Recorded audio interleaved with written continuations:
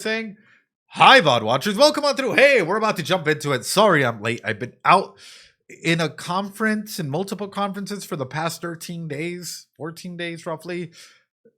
I've been working nonstop, essentially. I'm beyond excited to jump right back into this. And I got to start off by saying, Oshi no Ko's been living in my head rent free. There's been a lot of conversations to be had about Oshi no Ko, and I think that we're slowly diving into it. I've heard that it's getting really, really good. That's the only thing that chat was stating, before jumping into this.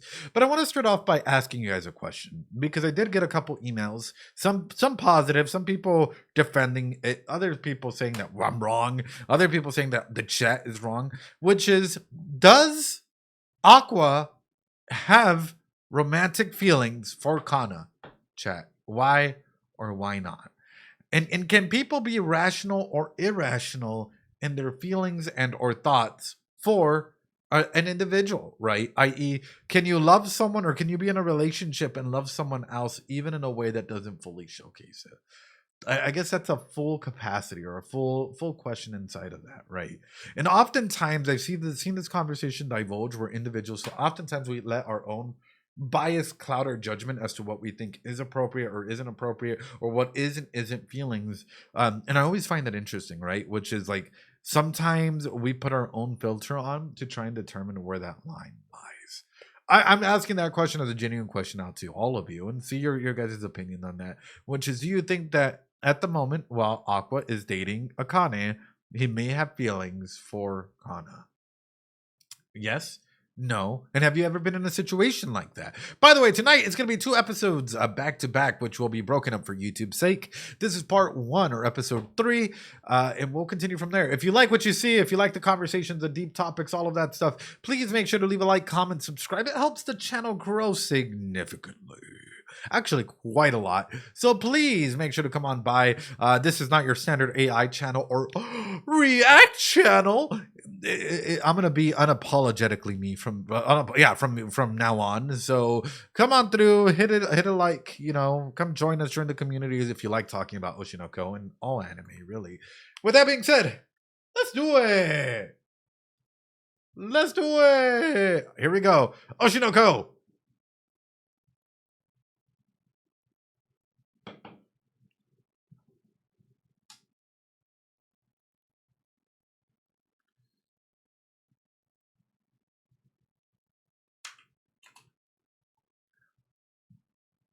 Sorry, I'm gonna be stopping a lot. You already know this.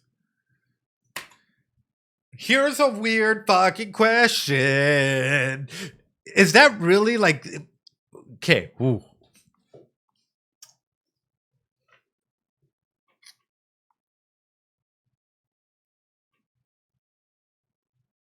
Is the dress really a reflection or the stars, or is it a reflection of it? Is it more of the ocean reflecting the stars above, or is it more of like, it's supposed to be the stars? This song, that was fast. Like, what does the dress represent, right? If white shoes, and I love the fact that we're choosing a dark dress that looks like it's stars glittered above or glittered on it, as opposed to like any other thing out there, right? That's the main question that I have with this, which is ultimately, what do you all see in this, right? What do you think that this dress represents? For me, I love the fact that the outward, and I know it's because of the camera lenses that are coming on through, is like showcasing kind of a, yeah, inside my Jordan, it's showcasing kind of like a wave-like reflection, where it kind of gets darker than where it goes in. But inside of that, and this is just the photographs that are happening all around, it's like, why this dress, and why, I guess if we're to be a matter of fact about it, a mourning dress, right? Not a morning day, but like a crying, grief aspect inside of it. Yeah, no worries. It's not like you guys were missing much.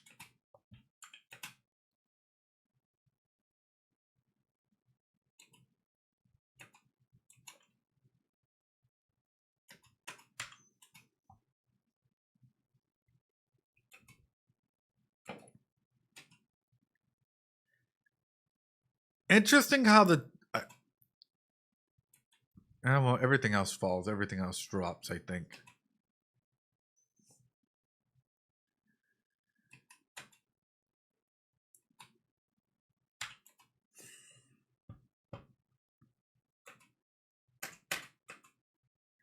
This is kind of scaring me in a big way, seeing her run through and throw up all her dresses and whatnot. That like Oshinoko might not necessarily, well, it's never meant really to be a happy show. I hate to, it's more of a realistic aspect as to what's happening in the entertainment industry, which a lot of individuals don't understand.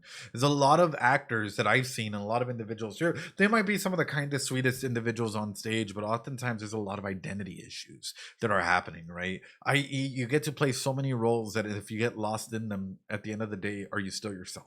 Right. There are a lot of method actors and individuals that literally grind day in, day out and succumb themselves into these roles that when they come out of it, what part of the character was a character and what part of them is not. When you start looking at the different masks, the different shirts, the different costumes, right, that you have to wear to try and appease people, I'll throw it out your way, which is what mask, what questions, what costumes do you have to wear to fit in with the other individuals in your life, and have those masks, have those costumes gotten heavy over a period of time? Do they no longer fit? Have you outgrown them, or maybe are they too big for you and you feel like you don't fit in with them?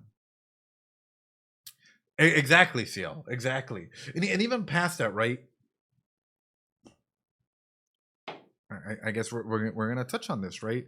There are a couple key things that are pushing this regard, which is um, there's a lot of schemas, right? How we view the world, and unfortunately, I guess chat. I'm gonna ask this of you guys. Lena, you can take off slow mode for this, I think, which is ultimately whenever I'm looking at this opening segment here, and even just what we've seen from the other videos, how many of you guys can attest that you view the world in this capacity? Which is, you know what?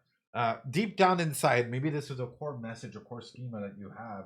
I am not enough.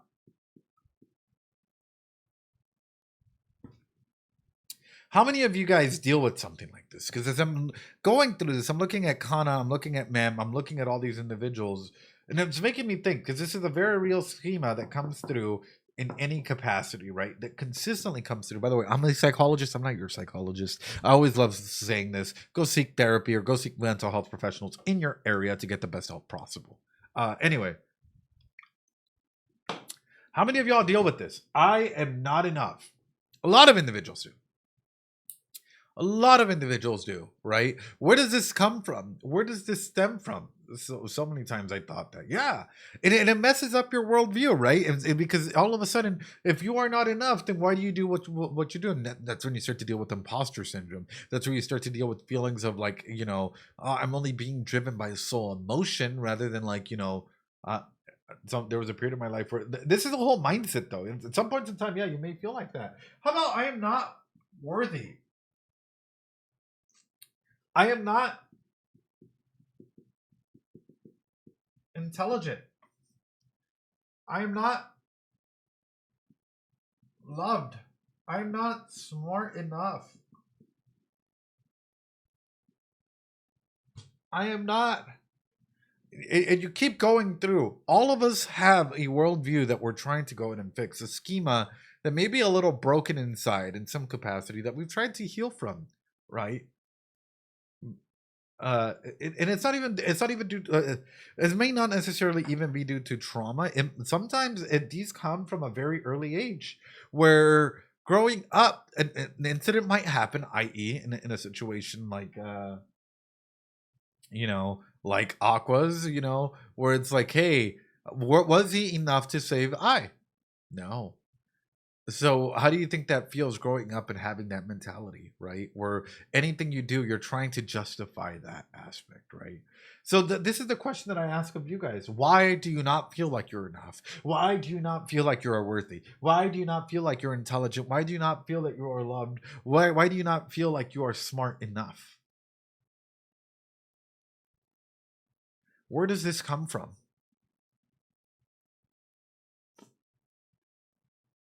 And I love how chat goes silent. Because as we're looking at this, as we're looking at Akane, at whatnot, like, Akane, Ruby, Aqua, what is the schema that's a little distorted that's on here that they're seeing or perceiving the world through?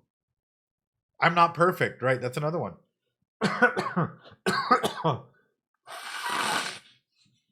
But again, where did that come from? Where did that come from? Did it come from your childhood Or maybe you might have gotten A's or B's. Maybe there was one C and your parents were like, ooh, like that, your A's and B's don't matter. You got a C. Like, really, that's still an aspect, Megan, because you're still saying like I am not enough, right? For society. Notice how I didn't say for an individual. You're still thinking that you are not enough, even in that aspect. So how do you approach society as a whole if you don't feel like you are enough, right? Even in your relationships, how do I approach relationships if I don't feel like I am enough? And this is that mentality that ultimately we're taking, right, in between Aqua, yeah, in between Aqua, Ruby, and all these characters, which is how do they perceive their world and how do you perceive your world? If this is a strong statement that you're going through, have interactions changed because of that, right? Are you more of a giver or a taker, right? And in instances like this, do you go into relationships thinking that you're going through a self fulfillment prophecy that at the end of the day they're going to leave you because you are not enough? It's a very interesting topic, and I bring this up because as we're looking into them, we're looking into Akane and Aqua. I want you to keep this in the back of your mind. These schematics, right? This schema of what a cognitive bias, a cognitive schema might look like. The pressure to be the best. Well, yeah, but society and to Aqua and to others have messed us up. On the one hand, they'll tell you, hey, do your best, right? They're like, do your best, yay! But then they tell you it only really counts if you're number one. They only celebrate you if you get number one. But on the other hand, they've been telling you like, do your best, compete, whatnot. There's a lot of oxymoronic ideologies that we have out there where we push for certain instances of what we deem perfection, right? Or for what we deem for people to do, and then we only celebrate those that only succeed. How does that develop a cognitive schema? Wow, like for example, you have a business. Ooh, how much money are you bringing? Oh, you can barely keep the lights on. Well, your cousin, she has a business and she makes more than enough. Oh well, the other businesses like yours, they're number one at what they do. Why can't you be like them? Oh wow, you barely make enough to, and like all of a sudden there's a lot of internal criticism that starts coming on through, but it only affects you if you let it affect you, you know.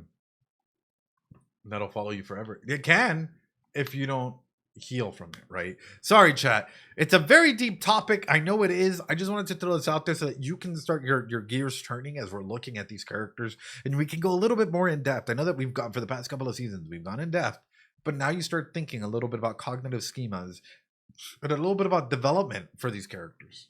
All right, here we go.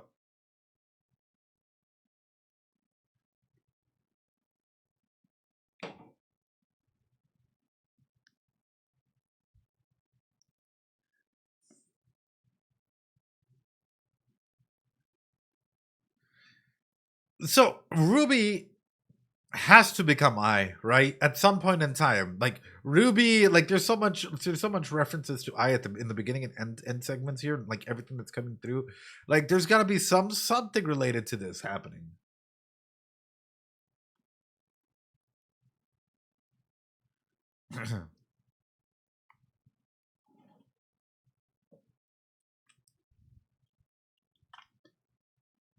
Ruby.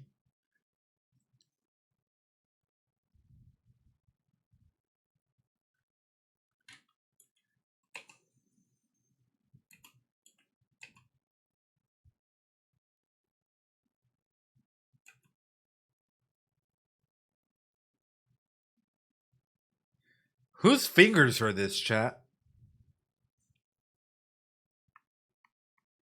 Whose fingers are these?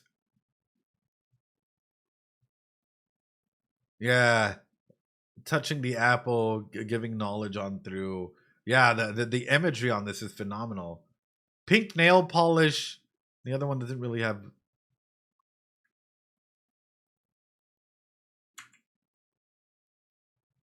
I know we've talked about the frog in the mouth, you know, left is a woman, right? I don't know. But let's talk a little bit about this.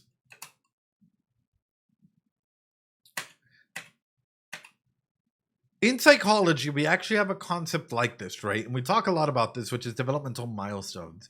How many of you can categorize your life based on ages? I.e., when you were younger, like maybe 10 to 14, this, and this happened, and this is how you were in all of this. I'll be honest, I even do this, right? How many of y'all compartmentalize your trauma in that way?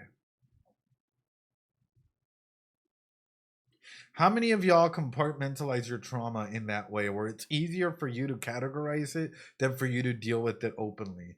Yeah, yeah. Because at times it's easier for you to say, oh, you know what? A young version of Ed, when they were 13, uh, you know, 13 through 16 had to deal with a lot of bullying or had to deal with a lot of this, right?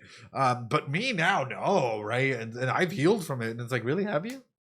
Have you? Or have you just compartmentalized it so nice in the way that Kana is doing at the moment, right? Where all these ages are defined and these aspects of these different variants of her with all the different struggles and things that they had to do.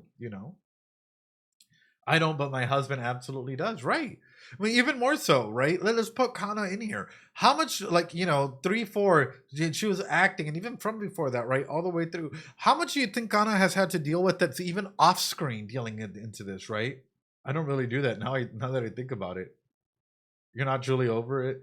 Like and I'll showcase this, right? Oftentimes, if you're a survivor of CSA, which stands for child sexual assault in any capacity, you compartmentalize. A lot of individuals have been shown to try and compartmentalize ages to try and not deal with the trauma or the issues that may have come through with it, or any form of abuse and or trauma inside of it. Individuals find ways, major trauma, to compartmentalize those issues and to try and go ahead and deal with them and heal with them with the proper therapist, mental health professional, so on and so forth. But I highlight this because how much do you think Kana has done off screen, like pressure and or otherwise off screen? Oh, CL, I'm gonna throw this out there. I actually think that Kana was sexualized, and I think that, and I know it might not be like, oh, she was assaulted, but we'll put it this way. How many of you guys think that there's a bunch of creeps in the industry that look at a lot of child actors or teenage actors, and you've heard horror stories about what they do, how they look at these individuals, how they try and interact with them, how they try and groom them, how they like force messed up attachments, all of yeah, yeah. And that's the thing is, I know individuals might be like, oh, well, you have to remember this is Japanese entertainment. Don't matter what entertainment cycle it is, right? Don't matter what entertainment cycle there is. There's been a lot of that coming out recently. Yeah.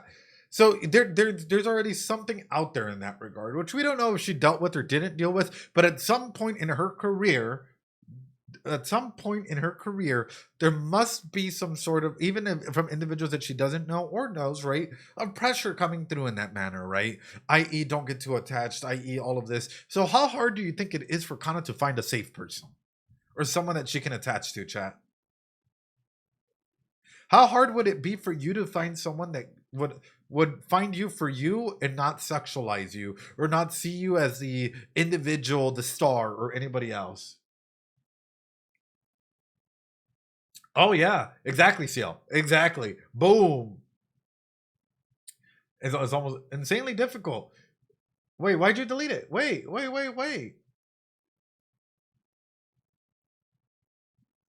was like, oh, okay, well, damn. Insanely difficult.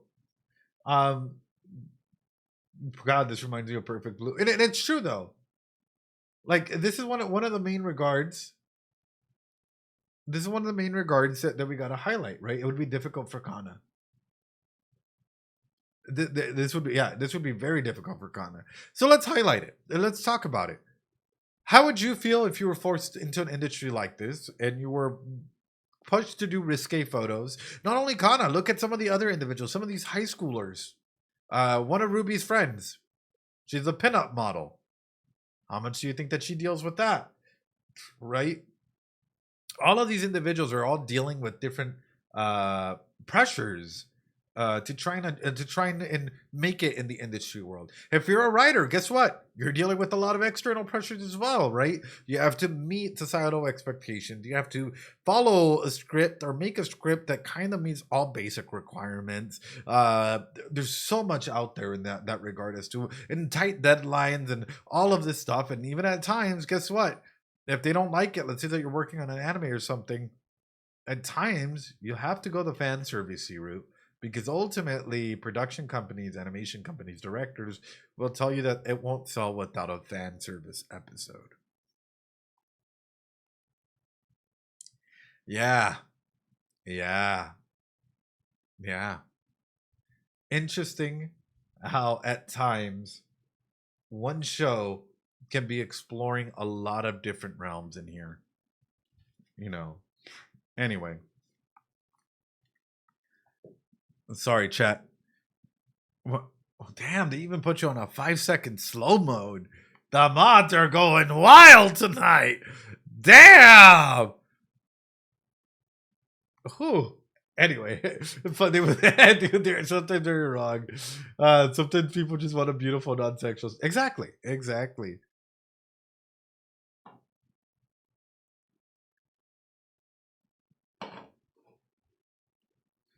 Well, in the idolization, so many people really create idols out of people that they shouldn't idolize.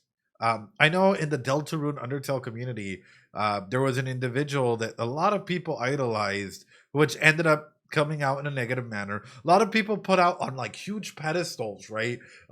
Because ultimately they want an individual, that gave them comfort, whatever it might be that they reflected on, that they felt empathy towards, and whatnot. So they'll put them up on a pedestal. But what happens when that pedestal isn't real? What happens when you find out that your idol isn't necessarily as a perfect individual? I'm flawed as fuck. I'm just straight up about it, right? I'll be like, you will not hear me say any of that, and hence why I always say this is analysis, not a prediction channel. I am a flawed individual, but I'm like, at least I know that I'm flawed, and at least that, like, all my fuck ups are never severe. But there's a lot of individuals out there, when you outsource your sense of self a little too hard, it's upsetting. Yes, yes, but there are individuals out there that will be placed on pedestals for whole communities. Whether it's idol communities, streamer communities, whatnot, and it's like, are they really the individuals that we should be putting on pedestals? When at times, they might be faking their entire interaction. They might be using their positions of power to do horrible stuff. Name any community, any streamer with a recent incident, and you'll find something that'll make you go, oh, or so on and so forth. It's just a very interesting segment.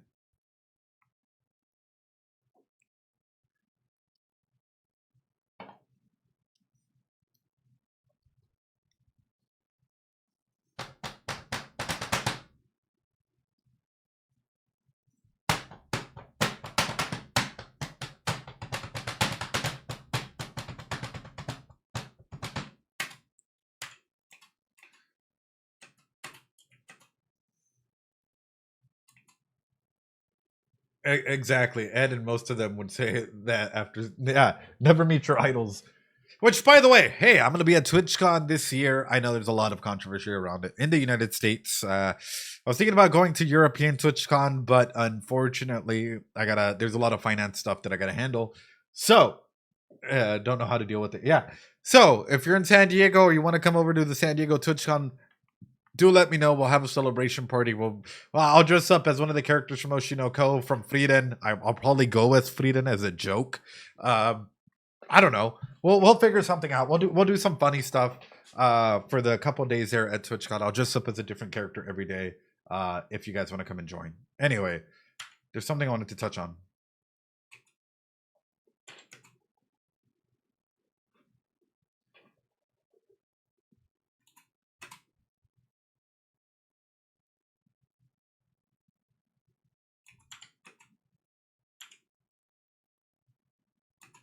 What's your shelf life?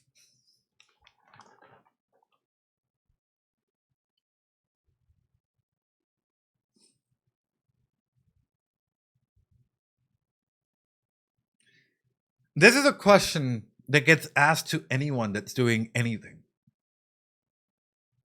Yeah, no, I don't know why the screen is flickering. By the way, I don't know why the screen is flickering. It's a little weird. I know. Sorry about that. We'll try and fix it. But no, it's not even just when will you expire. Like legitimately, even just as as you know, as a streamer, I've had people ask me this, which is, how long do you think that you're like, that you will last as a streamer? Yeah, and I've been told this, right, which is, oh, you haven't even made it, right? Where people compare me to another individual. It's like I'm doing my own thing. I'm not doing, this or that, right? Or if you're a top streamer, it's like, how long do you think that you'll last before you come down, right? Or if you're an entertainer, it's like, how long do you think, yeah, how long can you provide value? That's an insane question to ask. Recently, actually this week, I was at a national conference for providers, right, that help out individuals with disabilities finding employment, finding, opportunities for employment, jobs, mental health stuff, all of that. One of the questions that was asked in there, and especially to some of the CEOs and stuff like this, is how long do you think that you would last, right? And it's ultimately, what is your shelf life? And to hear an audible, ooh, to hear I saw that. All right, let me try and fix it real quick. To hear an audible gasp, when a lot of these individuals are not just CEOs, but like even providers are doing their best to try and go ahead and like do what we can to help out individuals. It's a lot. It's a lot. Hold on, let me fix. So there's a lot of that happens in anywhere that you go, and it's a little sad. It's a little unfortunate, but yeah, getting asked that question is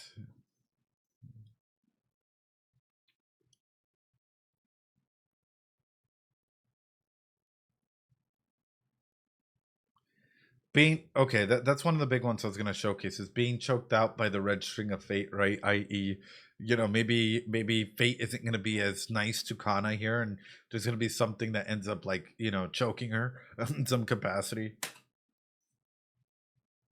This picture here, though, is sort of what gets me. Is Akane looking at the mirror because she knows that the only individual, like the scarf of fate, right? The only individual that they like, or maybe that Aqua likes, is the I version of her, not really her for who she is. So she has to keep playing this role, right? Or put on these eyes in order to uh even get a little bit of attention. And even though she might be struggling or going into the depths of this, it starts impacting who she is as an individual. And maybe this will lead to a whole aspect of frame of thinking of like, I am not enough. She already has that chain of thought. But imagine solidifying this further. Imagine that Aqua keeps doing what he has to do, right? Imagine that they keep going on to this whole revenge aspects of things. And ultimately, Akane is still uninformed. What do you think would happen to her? Hola, Alma, ¿cómo estás? Bienvenida. How do you think, what do you think would happen to her? I think it reinforces that chain of thought pattern, right? I am not enough. I am not enough. I think that Akane is a ride or die type of individual, where like if you were to go ahead and have decent communication with Akane, she would back you up in any way, shape, or form that she can. But does Aqua know this? Does Aqua have the capacity to be able to go ahead and understand that Akane is an individual who will legitimately go to the ends of the world with you if you communicate how you feel, because she's clearly able to go ahead and put on this role, this mask, this everything for him in order to try and keep a relationship afloat inside of that. Even past that, sorry, I know I'm going ham. I know I'm going into deep topics with this. And I'll reflect it onto you guys, which is, how many of you all have been in relationships where maybe you changed because you wanted to save your relationship, friendship, romantic relationship, whatever, because for you it was one of those things where you cared more about the person than their actions, so you started changing little bits and pieces about yourself to try and attune to their needs. I'll be honest. Does he want someone to help him, or does he probably has his mentality where he has to do everything himself, right? Even though it might lead to like a very regretful decision, or it might lead to everyone just being lonely, right? And ultimately everyone being traumatized by whatever his decisions are. Anyway. Woo!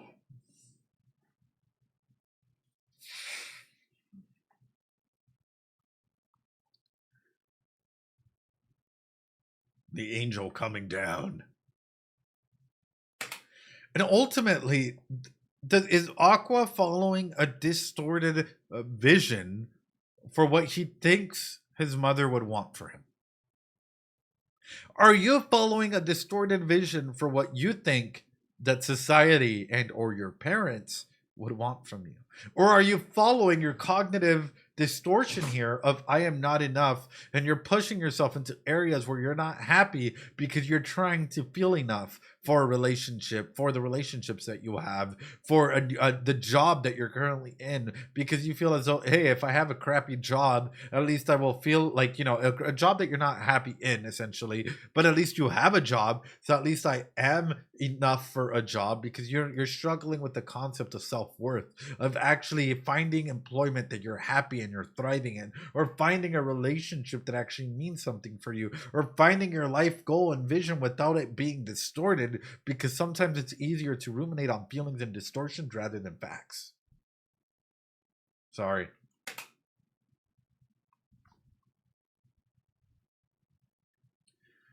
Him burning everything, yeah. Cut the strings.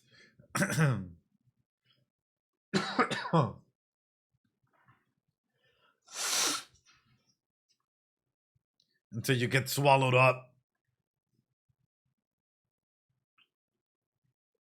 And it gets you too. Damn. Woo! Here we go, chat. Here we go. It is a really good song.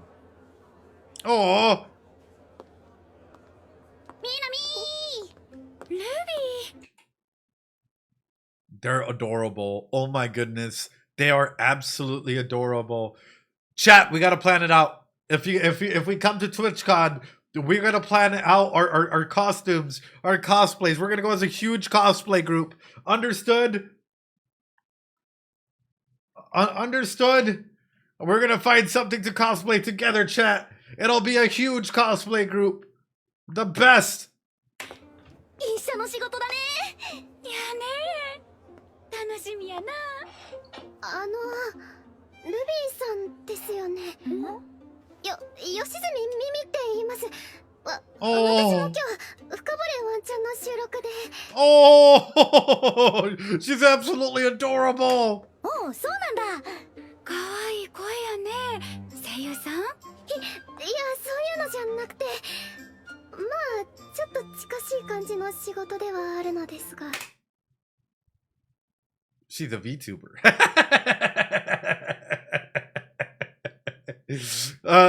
When I do my face reveal, it'll be great. As a fellow VTuber, I understand. As a Flash tuber to VTuber, I know. Why is she doxing herself? それでこちらの方は？ああ、前に別の企画で一緒になったレイヤーさんでね。今回の企画に沿ってると思って紹介したんだ。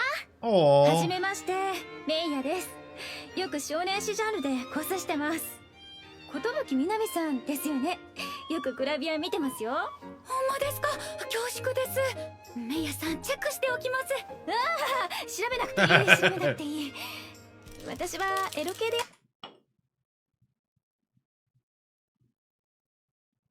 You get that bag. I mean, at least you were straight up like, hey, don't look into it. Hey, I do a lot of stuff that maybe minors shouldn't be going into. Hey, yeah, you get that bread. Do whatever you gotta do.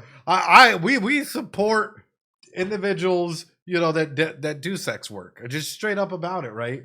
Respectfully staring. Oftentimes, it's a bit of a taboo for individuals to be supportive of others in the field, and people ultimately have to feel empowered, right? There's nothing wrong about it. Exactly, Lena. There's nothing wrong about it. People should feel empowered with their own bodies, and if ultimately that helps them in any capacity, that's awesome. Hell yeah. Fuck yeah. But there's still a lot of stigma around it, right? In some capacity. The only thing I don't like, and this is me highlighting this, is when there's exploitation of individuals happening, right? So for example, what happens to a lot of idols or individuals that maybe were starting up in the scene that don't make it, at least in Japanese culture and American culture as well?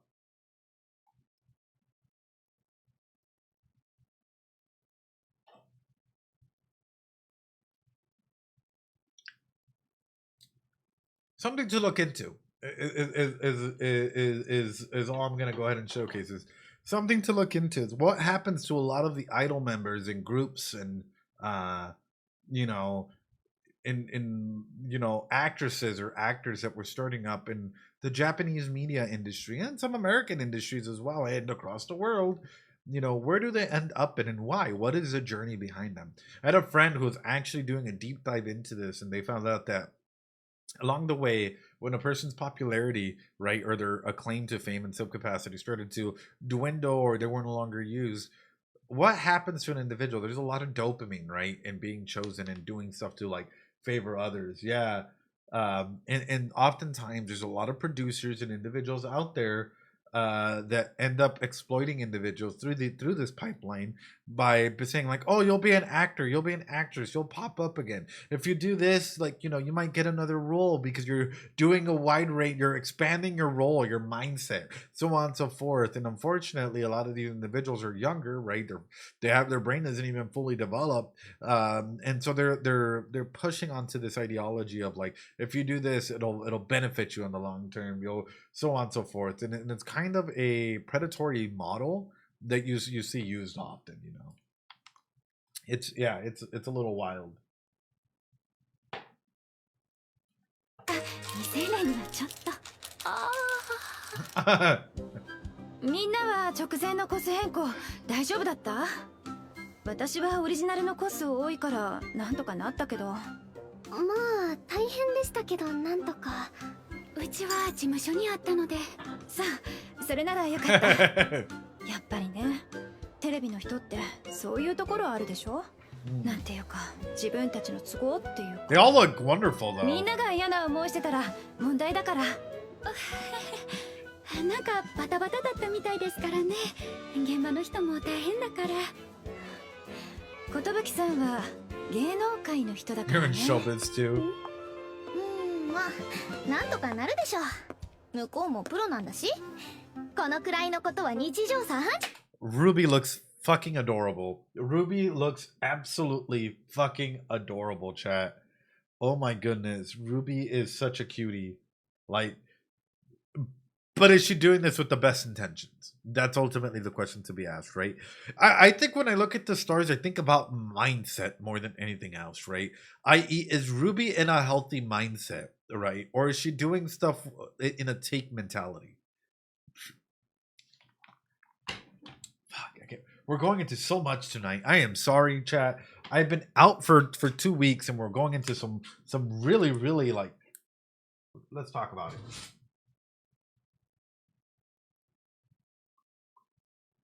We talked a little bit about cognitive distortions. Yes? We talked a little bit about cognitive distortions. Let's talk about this, right? I'm going to challenge you all. Lena, disable slow mode. I'm going to challenge you all right here, right now. We all have some cognitive distortions as to how we think, how we view things, whatnot, which is essentially aspects of like, I'm not enough, I'm not worthy, I'm not smart enough, I'm not loved, and it limits our capacity to go ahead and view stuff, right? So with this, make 9 dots. Grab a sheet of paper, open up Paint, whatever it is. Make 9 dots. Now, in 4 lines without, stopping and going, I guess, not MS Paint, but like, without lifting up your marker from the whiteboard or your pen from the paper, connect all the dots. How would you approach it? Are you going up, 2, 3, 4? How do you approach this? Hold on, Maxie. How do you approach this? How do you approach these 9 dots, right? To try 2, 3, 4, to try and get them all within. No looking at answers, chat. This is for yourself. And I'm going into the psychology of some of these characters, right? How do you solve this? A lot of individuals really get stuck, because their cognitive beliefs really center us in some capacity, right? our cognitive beliefs really center us in this capacity. You're trying to connect all the dots with 4 lines without lifting up your pen, without lifting up your marker, without you know, you without lifting up anything, right? Here's the answer to this, right? When we're so stuck, when we're stuck in our cognitive, like, distortions, when we're stuck with our cognitive distortions, we're stuck with this schema, like i.e. Ruby's schema, we're stuck inside of this belief pattern. What? No, I didn't say. Well, yeah, it just has to be four lines, right? We're stuck inside of a belief cycle as to what we believe is real or what isn't, right? And ultimately, anything outside of this, right, doesn't exist. The answer is quite simple. You have to go outside. That's ultimately how you would answer it, right? Of course, it goes through them, but I'm just going to be lazy about it. But the reason why I highlight it like this is because oftentimes when we're in a specific set of mind and in our everyday lives, the I'm not worthy, I'm not enough, limit us from fully being able to see an answer or a solution or thinking outside the box, right? That's sort of the main aspect that I'm getting in here. Is, do you think that Ruby is operating outside the box and seeing like the full perspective for what it is? Or do you see her being limited by her current mindset to only get into a take mentality of like taking and finding ways to benefit her as long as it's within this shade of what she deems arranged for her?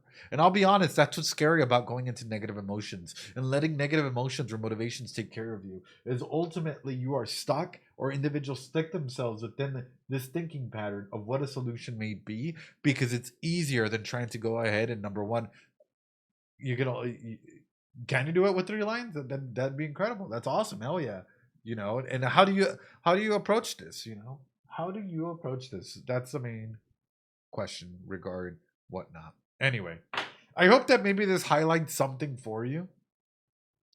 Yeah, negative emotions can be terrifying, but I use this to showcase how negative emotions can box us in, right? And we're already boxed in by our own distortions, right? If I'm not good enough, I'm not whatnot. But then add negative emotions into it, and we box ourselves even further from seeing the full answer, or from coming up with the unique answer to try and go ahead and solve things. Anyway, all right, let's keep going. Sorry, chat. Throwing something else your way so you're able to go ahead and understand or see why sometimes having these dark stars may not necessarily be the healthiest option.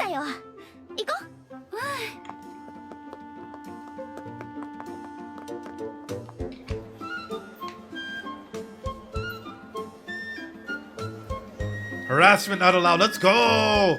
Beyond!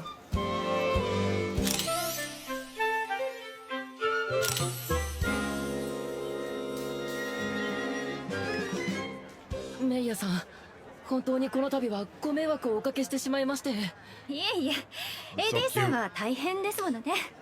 Oh.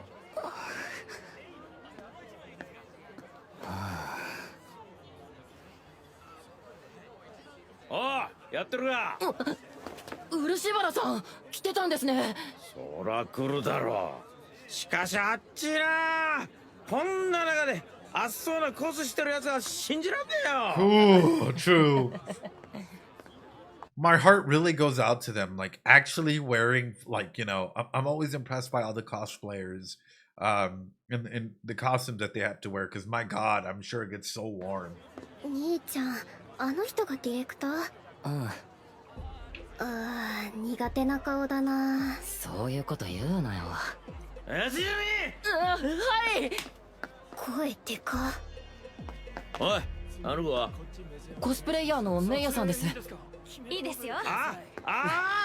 君か。結構際どいコスやってるんだよね。いや、エロいね。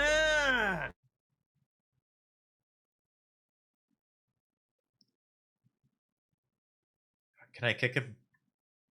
Can I kick him? Can I kick him? Oh, can I kick him? Chat. Oh, God. I know. Someone call the police, chat. Oh, my God. いや、まあ。いや、セクシーだな。大きいことはいいことだなんて。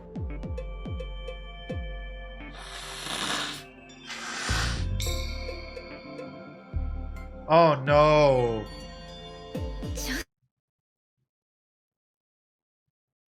Why would you be asking this? What the Oh my と god. そういうのは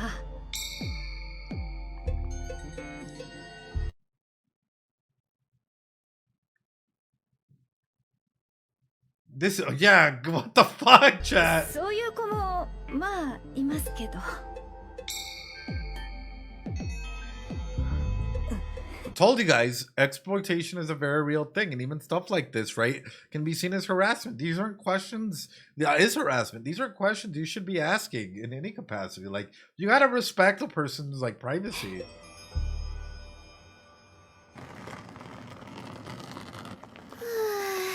なんとかうまくいったかな私は楽しかったよ Damn. それじゃあ私たちこっちだからうんお疲れ様お疲れ様 Imagine how a person would internalize this, right? Like, you know what? I am not good enough. All I'm seen as is a sex object and not really a person, right? No one cares for who I am. It just keeps piling up.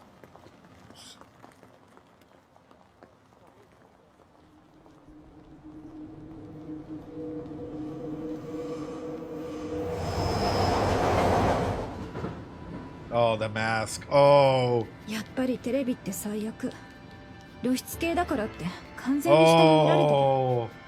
トーブレコスの取材って言うから受けたのに前日になってオリジナルでとか言われてレイヤーへのリスペクト一切感じられ Oh.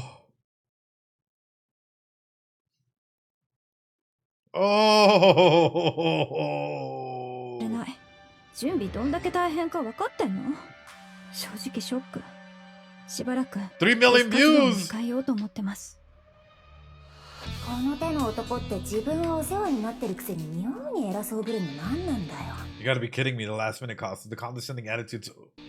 どうせコスプレイヤーなんて下に見てるんだろうな。レイヤさんかわいそうテレビマンって希少 It's Jover for. It's so Jover for TV. It's so Jover. TV people are scumbags. TV is so washed. True. Even mommy, like even the mom with the baby is like, yo, the Google Docky is crazy.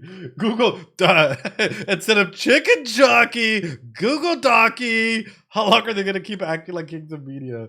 Oh. いつまで王様気分なのワンちゃんもう二度とほうれん草しっかりしてりゃ防げただろうに What's some こう basic? いう仕事できないやつの尻拭 Ooh. いばっかさせられる人生 I think I'm gonna take a break from cosplay for a while. Shit. メイヤさんこちらの取材に不手際があったのは誠心誠意謝罪させていただきますどうにか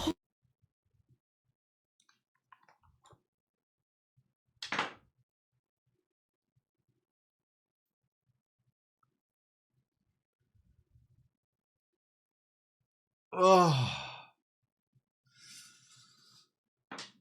Oh. Wrong move, bad form. Oh no. Google Docky coming soon. It's about to be out there like, hey, you know what? Now they're threatening me. Now they're harassing me to take down my tweet. No, why should she take down their story? That's her story. Let her, yeah. ここを収めていただくことはできないでしょうか無理です Yep. 私がどれだけ傷ついたかわからないんですか Yep. 私がアダルトやってるからって事前の確認もなくコスプレの話そっちのけでセクハラじみた質問を重ねて私にだってプライドはあるんですよ体壊して仕事辞めて生活保護を受けるか悩んだ末に露出増やして And it's true. A lot of people, you know, a lot of people find some way to make money in some capacity. That's A-okay, you know. Standing your ground. Good on her for setting her boundaries and being like, you didn't even give me a heads up. You didn't like tell me that that's what we're going to go into. Like, yeah. それをあんな風に And it's true. Like, here's the thing is, I really want to go into a convention, like, and it's going to sound bad, and I know it's going to sound bad immediately. Well, not immediately, but for some people, I want to go, like, I want to be invited to adult conventions to talk about mental health, because as much as I talk about mental health for like a lot of comic cons and stuff like that, a lot of individuals in the adult film industry need conversations about mental health, because guess what, there's a lot of stigma still out there from therapists to these professionals, to these individuals, right, to these individuals that are in the sex work industry. There are a lot of individuals that don't even approach them, like that, like they might get invited to go do like some of these adult conferences, and guess what, they back out because it's an adult conference, instead of putting their stigma outside and realizing that individuals need conversations about mental health, right? It is super important. It is extremely important, and it's depressing to hear that professionals in the field of psychology and sociology like still treat it like it's a red stick to like not go and approach and have conversations about this, right? Because there's a lot of individuals that started sex work because, you know, they're struggling with something financially, mental health wise, you know, maybe they just wanted to explore it, and that they still need to have conversations about boundaries, about all of these things, right? はこちらもセーフなラインを読み違えてしまって。一番許せないのはコスチュームのことです。遠ブレの取材って聞いてたから、友達にも協力してもらって衣装を徹夜で仕上げたんですよ。それを直前に変更とか簡単に言ってくれて、レイヤーの子に今後こんな被害が出ないように注意喚起させていただきまし That is an amazing cosplay that they have, by the way. Oh my goodness. た。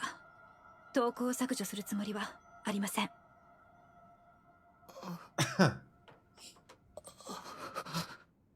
兄ちゃん。次は深掘りの件ですが、漆原さん。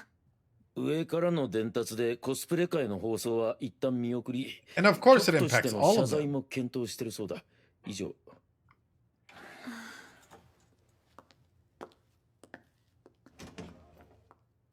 お前な、次からああいう面倒な女に取材も。 You fucking piece of trash. Ooh. Exactly that. A lot of people took it up. 仕組みすんな。内部の情報を漏らすとかプロ意識のかけらも。 What do you mean? That was you. What do you? Ooh, dude, you gotta stand up. Ooh. ああいうやつに限って炎上商法とかに頼るんだ。漆原さん、こんなやり方もう通用しないんですよ。今の時代はコンプライアンス遵守なんです。必要なんです。リスペクトが。時代は変わってきてるってか。そうだな、お前の言う通りだよ。で、だったら何だってんだ。この番組のコンセプトは何だ？何のためにネット局でやってる？俺みてえなすでに絆のある D を起用してるのはなんでだ？やっちゃいけねえことだけが増え続ける世の中で地上波にできねえギリギリを攻めるためだろうが。 And unfortunately, that's sort of the mentality that a lot of individuals fall into. Okay, welcome on through. Appreciate you. Hope you're having a wonderful day. A lot of streamers, a lot of individuals, content creators get into this aspect, right, where we have to keep pushing boundaries. You know what? Ed is gonna go into an island for the next 2 weeks and survive off of it, right, with nothing but his shirt on. No pants, old underwear. I don't know why. Fuck it. Well, will he survive or will he die? Next time, Ed is gonna invite all the streamers into one cramped room, and then we gotta go. You know, and it's no shirt, no pants. I know, but you guys get what I'm talking about. Is like ultimately individuals get this mentality of like they have to keep pushing boundaries into doing more and more incredulous things. And you want to know what reinforces that? Your views, your watch time, people showing up and watching and giving them subs and dropping all of that, like, you know, keeps reinforcing that this is the only way to grow, the only way to keep actively growing. And it's what would you do for clout? Exactly, Megan Monkey. What would you do for clout? It's like, ooh. Anyway. You don't have to break taboos to make art. Fuck! This director would be the type of director that's like, why aren't we using ChatGPT or Sora AI to make videos about everything, huh? Why are we using AI for everything? It's how true art is made. I can see this director like going into some weird elements like this. 規制の中で面白いもん作れるやつはいいよ。でもそんな天才はここにはいねえ。セクハラだのコンプラだの言われるのなんて承知の上でやってる。俺だって妻やガキを食わせにゃいけねえんだ。後がねえんだよ。コスの変更に関しては悪かったと思ってる。俺も編集やらなんやらで徹夜が続いてたんだ。責任は俺が取る。許せ。あいつはもうダメかな。古いテレビマンは去るしかねえのよ。Damn. What even is TV? あと何年 AD 続ければいいんだ。 D に振り回されてスポンサーの意向や表現規制でがんじがらめで奴隷のように働いて休みもろくに取れない。仮に D になったとしても次の苦労が待ってるだけ。自由なんてない。そんなことないよ。上に行けばきっと。サスペンスドラマで崖から落ちて死ぬみたいなの多いじゃん。あれどうしてだと思う？薬で殺したら医療メーカーのスポンサーが怒るから、包丁で殺したらキッチンメーカーが、車で殺せば車メーカーが怒る。配慮配慮配慮配慮。結局誰も怒らない事故死が一番丸い。Fair. 人の名前を記載する順番がどうの、差し入れの位置 Fair. がどうの。Exactly. And it's sitting on all of that, right? Like, where's placement? Like, you know, a brand's placed. People go crazy over where they can go ahead and put their ads on screen. We don't got to go that far. Super Bowl is coming up this weekend. A lot of individuals are paying millions upon millions of dollars for like a 5-second ad. So that they can have a little bit of their own product being showcased, right?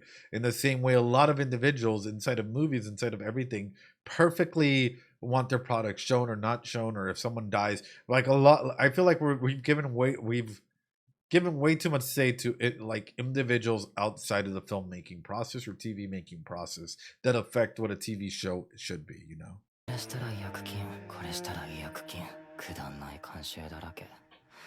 ここに自由なんかないんだよ。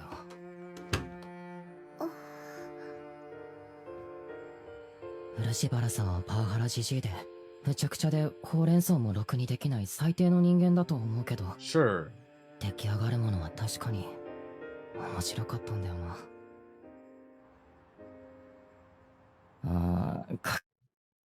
The uproar over dig deep, chase the impossible director shows no sign of slowing down. Oh, it's everywhere. 僕どうなるんだろう。もしかしたらクビかもな。Damn. お困りですか？いい企画書持ってきたんです。 Ruby? 一読してもらえません？ Ruby! 深掘れワンちゃん。当番組はこれまで地上波ではできない様々な深掘り、ギリギリな取材を多数行ってきましたが、今回は特別編、スペシャルな内容をお送りします。 Ruby! Ah! Ah! Oh, here we go. Here we go. なるほど。深掘れワンちゃんらしいっちゃらしい企画だが、吉住が考えた企画？いえ、リポーターの星野さんからいただいた持ち込み企画です。それを漆原 D と僕で形を整えて。そういや、あの子がこの番組に来たのも持ち込み企画だったっけ？ Of course she did. これ炎上したことがスタジオに呼ぶ流れになってるけど、 OK もらえるの？はい、星野さんが勧めてて。やってんな、あの子。だいぶリスキーだけど。面白いじゃない。やろう。え？このギリギリを攻める感じがうちの番組の持ち味でしょ。受けると思うな。皆様はこの投稿をご存知でしょうか？そう、この番組の取材が非常に問題となり、拡散炎上、 Oh, 批 fuck. 判コメントは数百にも膨れ上がりました。というわけで今回の取材対象は当番組、やらかしたテレビ番組サイド。そして問題提起者であるコスプレイヤーのメイヤさんをお Oh 招 fuck! きし、 And you got Aqua there, which you know doesn't hold back, and now they all gotta like perfectly. Ruby going into dark Ed mode here, evil Ed psychologist mode here. Oh shit, Ruby! You gotta be really careful here, right? Because going into this, ultimately, you can either you can progress the timeline in such a negative way. Although I think she's trusting on others to be able to go to lift everyone up or ease the tension, but it just depends on how it's delivered, Ruby. なぜこのような問題が起こったのか徹底的に深掘りしちゃいます。ワン。まず聞きたいんだけど、なんでお前そんなノリノリなんだよ。私は1ミリも悪くないから。なんなら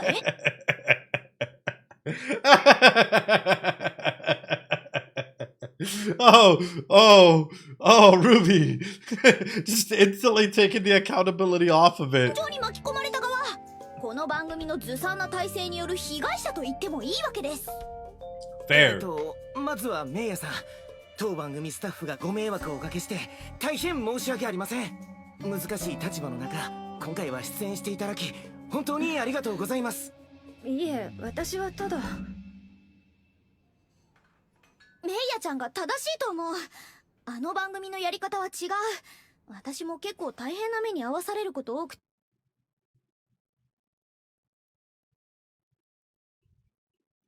Ruby.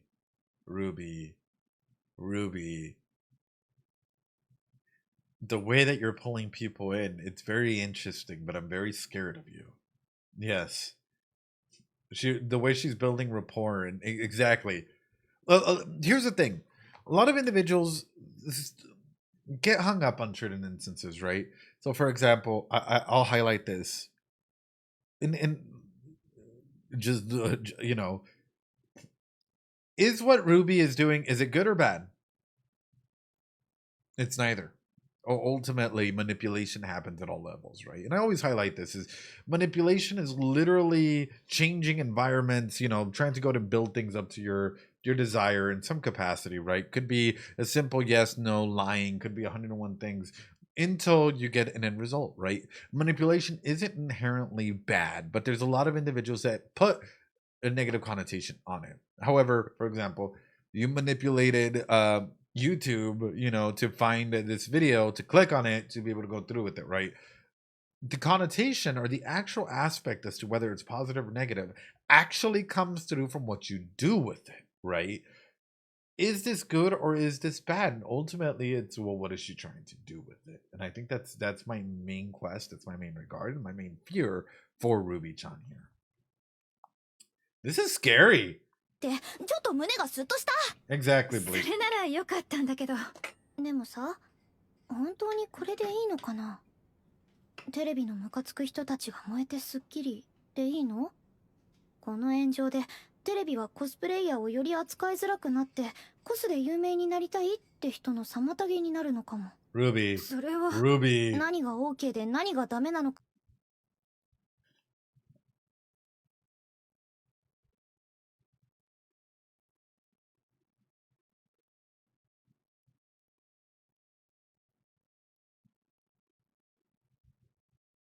What she did there was a foot in the door technique.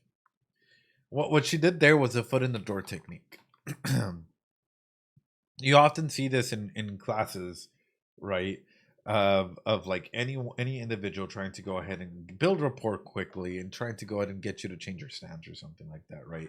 Agree with an individual on such a small matter, which is unapologetically true, right? So it could be something as like, you know what? Man, this black marker is so amazing, right? This black marker. Yeah. Guess what? Once you start saying yeah, you start bobbing your head, you start agreeing with it. It's a lot easier for me to make my point. But wouldn't you say that it'd be better if we had multiple markers and colors and stuff out there so that we're able to go ahead and use it accordingly? Because it could be very limiting to just use this black marker, right? It's such a good marker, but wouldn't it be better? All of a sudden, right, in a negative and or positive connotation, I'm conditioning you to get my response, to get the response that I need you to go and give me. And this is used everywhere. There's I hate to throw this out there, but I'm gonna throw this out there. There is a lot of individuals out there who take psychology classes Don't sometimes they get bachelor's degrees, sometimes they don't. They just take a couple classes in social psychology.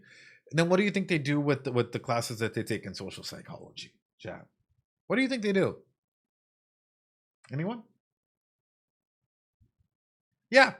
And this is why you'll never see, it's very rare to see someone with like a narcissistic personality disorder or extreme manipulation tendencies go all the way up to their master's and or doctorate degree, because they take it to manipulate people or take advantage of people. And this is where you see a lot of the YouTube coaches of like, I can show you how to pick up people in like 30 seconds or 90 seconds to get someone to like you. You go in there, you build rapport, you match their gestures, you know, you do this, you do that, you do this, and that way you'll take them to bed. You'll see these creepy, cringy ass individuals calling them coaches or even therapists or even psychologists, right? Even though they're not fully a psychologist, or they'll, like, you know, they'll label themselves in some capacity without fully having the respect for the field or the actual aspect of not using it in a negative term, and use everything that they might have picked up in a negative light just because it's easier for them to try and manipulate and take advantage of people. And it's unfortunate, right? But you'll often see situations like that, right? They're trying to sell you a course or something like that. Exactly. 50 million rules for power. Exactly. So you guys have come across it, because clearly all of you are throwing up stuff like this in some regard. And what's scary, and I've seen this done by some creators, and even some creators that I know, unfortunately, where they go into the psychology base of stuff, and you'll be like, wow, it's another therapist, it's another psychologist. And they'll look at like the end of video games, or they'll look at the tree for like how to get the best result or their best ending for them to be able to tell their story, or a story that they want to tell. And then they'll guide you all along the way and being like, oh my God, no way, over the top, you know, put production into it, over the top reactions, but they already know how to get to the end point that they want. They're just narratively structuring it to manipulate their audiences to think that they got there naturally without them actually getting there naturally.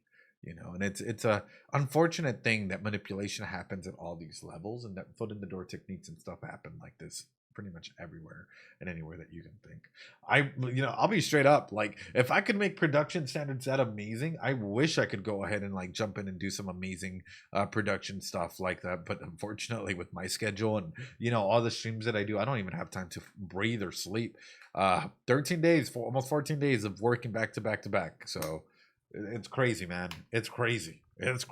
Anyway, stuff like what? Like, actually, so for example, Butterfiend and I worked together to drop a Freedom video, right? Like, it was a high production video from Buttery, which did absolutely amazing. So if y'all want to give some Doritos over to Buttery on that, I wish I could do more stuff like that, right? But on video games, on like some of the stuff that we're playing, right, and cut out some of like the boring parts and make it like fully fleshed out, right? I would love to do that. Not so much reach the ending or whatnot, read the ending or anything like that, but like be able to properly polish like a lot of the gameplay videos or reaction videos and stuff like that.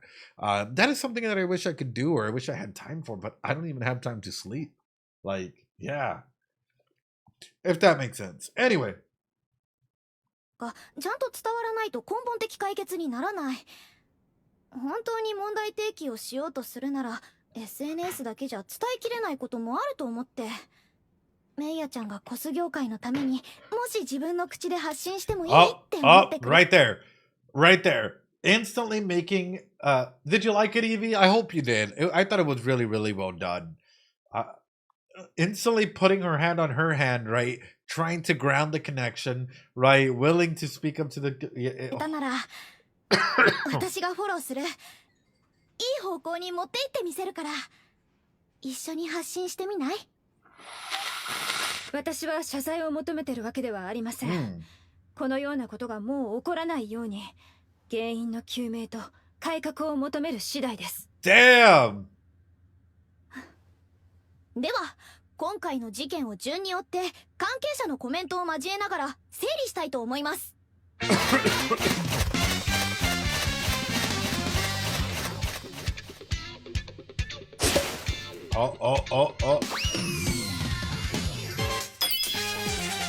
Yeah, we got a whole episode here. まずはこれ、コスプレ判権問題。当初レイヤーの皆様には東京ブレイドの衣装での撮影とお伝えしていたのですが、直前になって変更、多大な迷惑をかけました。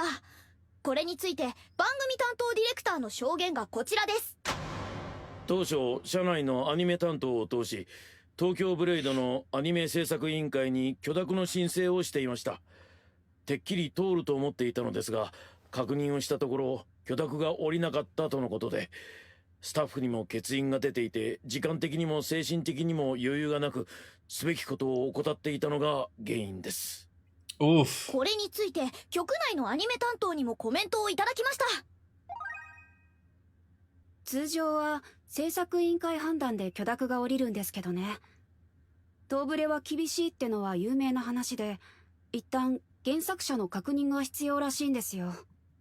となると取材日までに確認が間に合わないって番組 D に伝えたんですけど、メールチェックもろくにできてなかったみたいで。いろいろあるんですね。ちょっと本題から外れちゃいますけど、どうして東京ブレイドは版権許諾が厳しいんでしょう。気になりますね。というわけで深掘りしてきました。Hey, yo!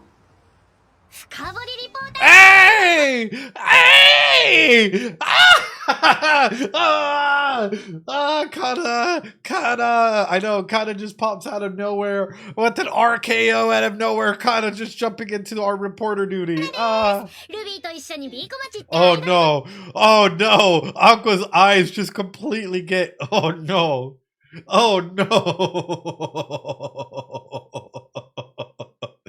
Aqua's just like, oh, I'm in an idol group called Bikamachi with Ruby. ですね。というわけで深掘りしてきました。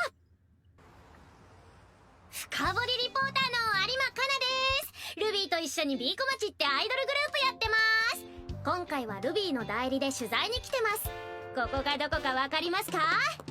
そう、私は今出版社の方にお邪魔しています。今回のコスプレ炎上について、she's always so adorable. 東京ブレードの原作者、鮫島亜美子先生にお話を伺います。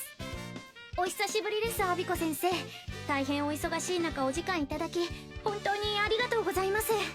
全然有馬さんが来てくれるっていうならいくらでも時間作ります。嬉しいな。Akibo's so cute. She's so adorable. 早速本題なのですが、東京ブレード版権の許諾を通すにはアビコ先生の許可がいるとか。一応版権許諾には原作者の意見が反映されることがたまにあります。例えばうちの出版社は造形物のイベントで個人許諾は基本的に出さないんですが、原作者の意向で OK になってるパターンとか実際あって。でも放っておくと People try to sell the most outrageous. True. People try and make some weird fan art out of things and then put it on like body pillows, or like, oh, here's a fan art of like, you know, or here's the Sans and Toriel doing some things they shouldn't do, and we'll put it on a shirt and sell it. Or, you know, here's Papyrus and Sans doing this, and it's like, whoa. Here's Spamton and Tenna, you know, doing this, and it's like, whoa. Like, y'all are taking things and fucking blowing it to 1,000. Wait a fucking minute, right? Wait a minute. If I have to check, people try to sell the most outrageous things. In a way that's like, I'm not just talking about fan art. I'm talking about like inappropriate items or things that maybe the creator would have been like, but yes. とんでもないもの売ろうとするんですよ。めちゃくちゃ露出多くて。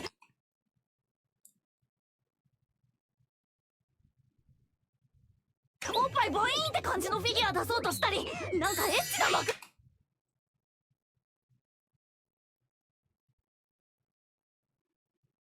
クラコバー出そうとしたり。そう。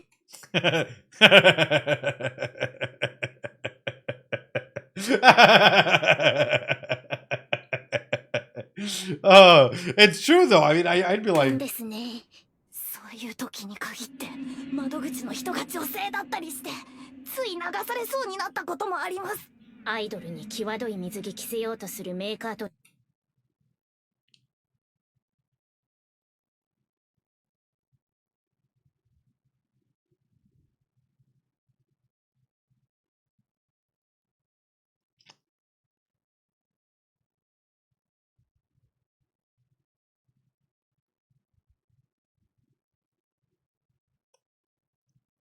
I told y'all there's a weird pipeline out there, you know, of predatory tactics that are used on a lot of yep.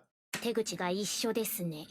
でもコスプレくらい私の確認いらないですよ。そりゃエッチな撮影とか言うんだったら断りますけど、むしろ編集者はコミケでたくさんコスプレしてもらえるデザインにしろって言ってくるくらいですよ。とやかく言う人いるのかな。基本的に版権問題はそこに愛があれば作者はノーと言わないんです。そもそも制作委員会の各社はグッズや曲の権利を得るためにお金を出してるわけで、その辺にも配慮しなきゃいけない。Right. チェックはあくまでリスペクトに欠けた商品を弾くためのものなので、出版社が個人を訴えると言ったとしても。Even if Oh, I'd put a stop to that as long as the merch was made with love. Oh. 創作物に愛を感じれば私は止めるつもりです。 Exploitation, yes. ただもろくそ両辱者を書い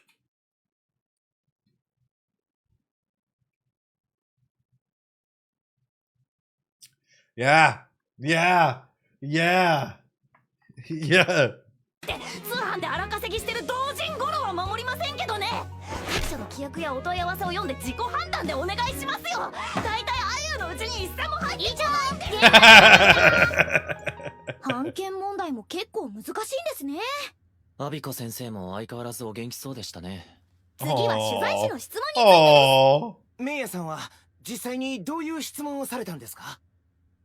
露出の趣味があるのかとか、コスしたままエッチしたことあるのかとか。Yeah, like those are just questions you shouldn't be asking. Like, you ever have sex in cosplay? You ever do these things in cosplay? Why the fuck does that matter to you? Why does that matter to you? Who the fuck cares? Oh, you're gonna ask. No! Respect the individuals that are cosplaying. Jesus. そういう感じの対等な立場やプライベートな空間での下ネタなら Right, 利用 in できることもあり private. ます。私だって全部が全部嫌いなわけじゃありません。でもそれは互いにリスペクト Exactly. 信頼関係がある場合のみです。皆さんがコスプレ文化に敬意を持ち、事前確認や気遣いを感じていれば、私も皆さんに信頼と敬意を持ち、こう Consent, はなって yep. いなかったと思います。リスペクトのない下ネタというのはただのセクハラです。Yep. 今回はこちらの都合を無視した直前のコス変更やコスプレイヤーを軽視した行動にリスペクトを感じることができませんでした。ですがそちらにも諸般の事情があるのも理解できました。今はそれほど憤ってるわけではありません。再発防止の姿勢さえ見せてもらえれば私は投稿を消しても構わないと思っています。メイヤさん、今回問題を起こした漆原 D も深く反省しているとのことです。でもメイヤさんが大人の対応を見せて終わりっていうんじゃちょっと後味悪くないですか？ Hey, Ruby, hold up. Pump the fucking brakes here, Ruby. She's like, hey, you know what? Ruby's like, we're not going to end it here, are we? You're not just going to take the high road. Ruby, why?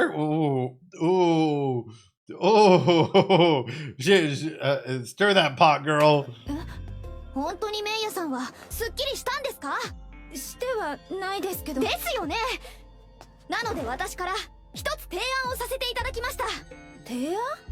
今回コスプレに対してリスペクトに欠けた言動の数々やレイヤーの皆さんの努力や苦労に報いるにはこういうみそぎがいいのではないでしょうか。漆原さん、みそぎの時間です。どうぞ。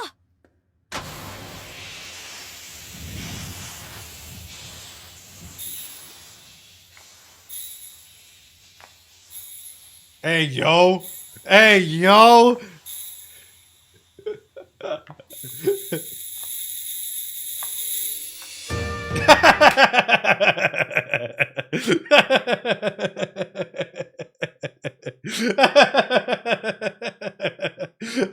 He looks bonita. Do you feel bonita? Do you feel Bonita right now? Good music. Oh God. Do you feel Bonita right now, director son? He looks dead inside. Cause I feel Bonita. メイヤさん並びにゴス業界の皆様、この度は大変申し訳ありませんでした。番組の盛り上がりを優先しすぎ、皆様への敬意が欠けていたのは紛れもない事実、弁解のしようもございません。第三者の意見を取り入れ、取材対象にリスペクトを持った体制に変えていくとお約束いたします。誠に申し訳ありませんでした。いやいや、おいクソバカ妹、中年のおっさんにどんな格好で謝らせてるんだよ。こんな安っぽいコスで謝罪しても何も伝わらないだろ。目には目をって言葉があるの知らない？コスのみそぎはコスでした方が面白いでしょ。面白すぎるのが問題つってんだよ。真面目な場で笑わせに来るんじゃねえよ。そんなつもりないのに。これ自作ですか？はい。なんでさや姫のコスなんですか？原作読んで一番好きなキャラだったので。ボタンの付け方もろくに知らないんですね。ミシンもガタガタで何度もやり直したせいで生地が。The true essence of cosplay. 私も最初は同じ失敗したな。Samely. 大変だったでしょ。 If you guys cosplay, drop it in the Discord. We'll show y'all some love. I would love to show you guys or drop some Doritos for all of you cosplayers out there. You know, y'all deserve nothing but love and support because that is truly an art, an absolutely phenomenal art. Drop them over in the Discord. Welcome on through. Hi, Remy. こんなに手間がかかるなんて思いもしませんでした。この1週間、家に帰るたびに Hot minute cosplay? 作 Really? 業して。もしこのコスが突然いらない、使わないって言われたらどうですか？ How would that make you め feel? ちゃくちゃ切れます。それを分かってくれれば私はもういいです。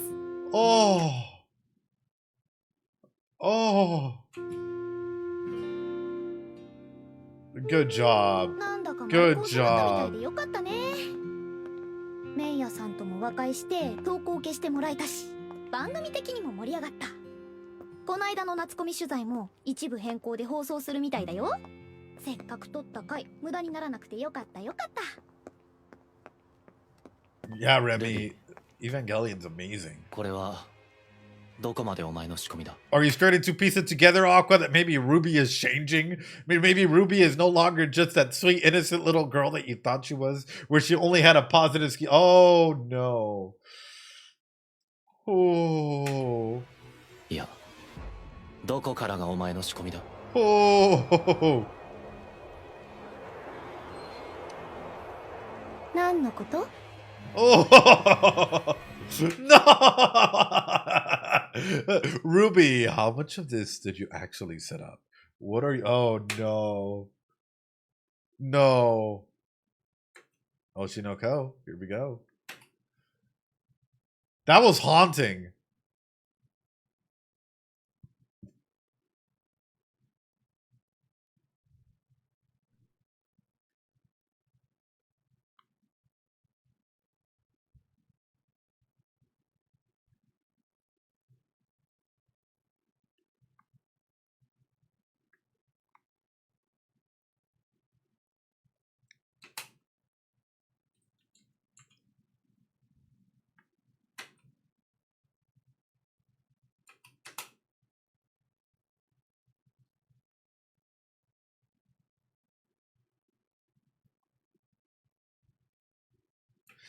I like the big emphasis on, like, you know, taking the step on shoes, right? Like, it's very interesting, right? Like, because it's like cardboard cutouts to the real versions of them, right?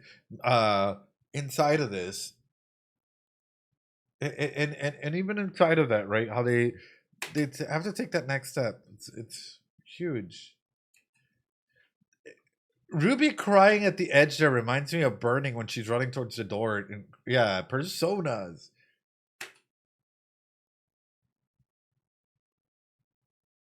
Shoo. Ooh. So what are you?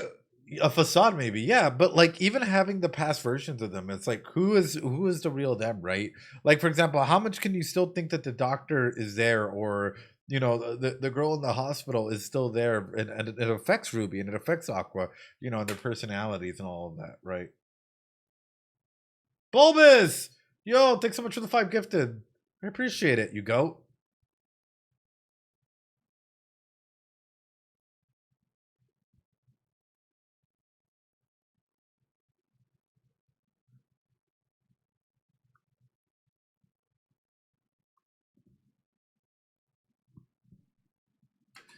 What I find interesting is the dance of white and red. Yeah.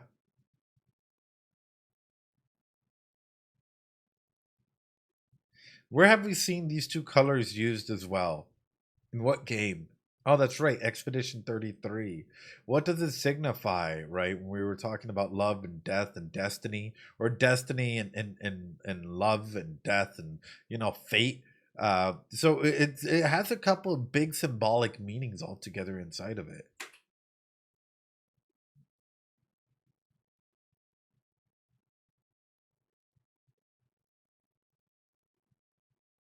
Big colors.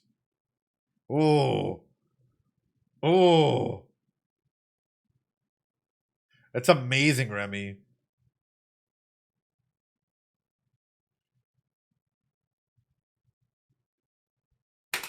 Phenomenal episode. As always, I feel like Oshinoko just knows how to deliver a banger after a banger. I know Aqua with the Dark Star. They know how to deliver a banger after a banger. What a phenomenal episode. I'm kind of mad that I missed it last week. I really hope that I didn't have to go to that event, that conference thing. Phenomenal episode. Ladies and gentlemen, what would you guys rate this episode out of 10? What do you think about it? Not really, Remy. I mean, only the ones that we watched on here. But what would you guys rate it out of 10? Because for me, it was a good episode. It's a solid episode to showcase how Ruby is becoming more and more manipulative. For me, I think that's a solid 8.5 out of 10. I think it's 8 or 8.5 out of 10 for me. It's solid just out of the results that it tried to go ahead and it really showcases that Ruby is thinking ahead now to a point where now Aqua is noticing, and Aqua is getting a little terrified of it. But also, we did get to talk a lot about cognitive distortion, schematic views, and also how the entertainment industry is rather exploitative and predatory at times. So those are conversations we don't usually get to have. So absolutely phenomenal. The director being Bonita, yeah, out of 10 is great. But with that being said, ladies and gentlemen, and all my non-binary friends over on YouTube, please practice some self-care. Seek a professional in your area. Leave a like, comment, subscribe, and also we'll see you guys next time. Hola YouTube, bienvenidos a Oshi no Ko. Ahora vamos a comenzar. Episodio número 4. Yes. Yes. No, we're gonna start with episode number 4. I'm excited for it. We're gonna go ahead and jump right into it. It is gonna be absolutely incredible to jump into this. Episode 3 already had a lot to talk about, and I'm really curious about episode number 4, and I'm curious about your relationship with this show. For you, what does this show do for you, or how did you come across the show? How did you come across this channel? And most importantly, I guess I'm gonna throw a deep question your way immediately. When did you find yourself? I know, right? Wow, we're starting off deep. When did you feel like you found yourself? Either your voice or the you that you wish you were a while ago? That's the deep question that want to start off with this, and I'm gonna throw it out to you guys and leave it down in the comments down below. It's an introspective question, and how, like, why did you think, or how did you think you found yourself? Like, what did that look like? I'm curious about it, because all of us go through different journeys, and even though you might not know, other people might read your comment. It might help them start finding themselves. But with that being said, let's jump right into it. Let's do it.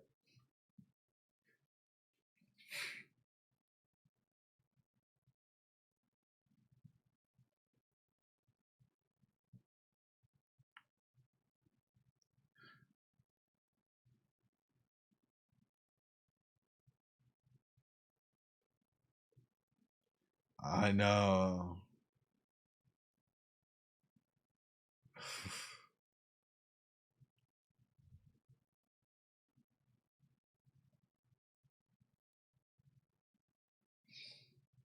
It could be a lifelong process. I'm trying not to pause it because there's always something to touch on in this, but we're gonna get lost in the sauce if we do.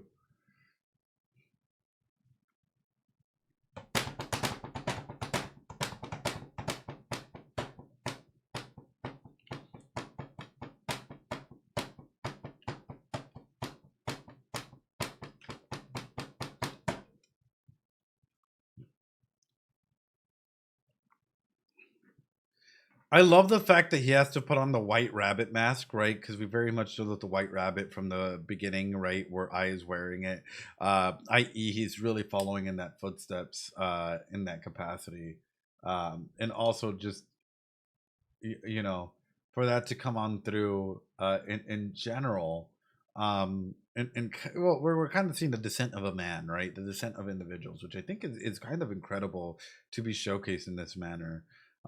Ultimately, even holding out hope like Pandora's box inside of this, right? And having to, I think, face fate or whatever fate might have in store for him. That's awesome. That's how you use symbolism. And I feel like a lot of shows, unfortunately, when they show their OP, they just spoil the entire show in the OP. But with this, with Oshinoko's openings, it's always had like a lot of symbolism behind it, right? So how many of you guys have to play the fool or have to wear the mask, right? Even though you might hold the key for your own future, you have to follow what fate has in store for you, or have had to follow a specific role, even if it harmed you in the end.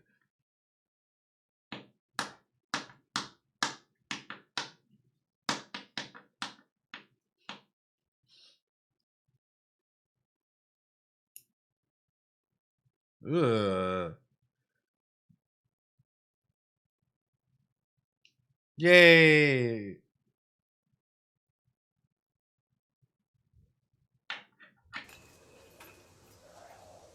仕込みって何？私が目論んだことだとでも言うの？ I wouldn't doubt it.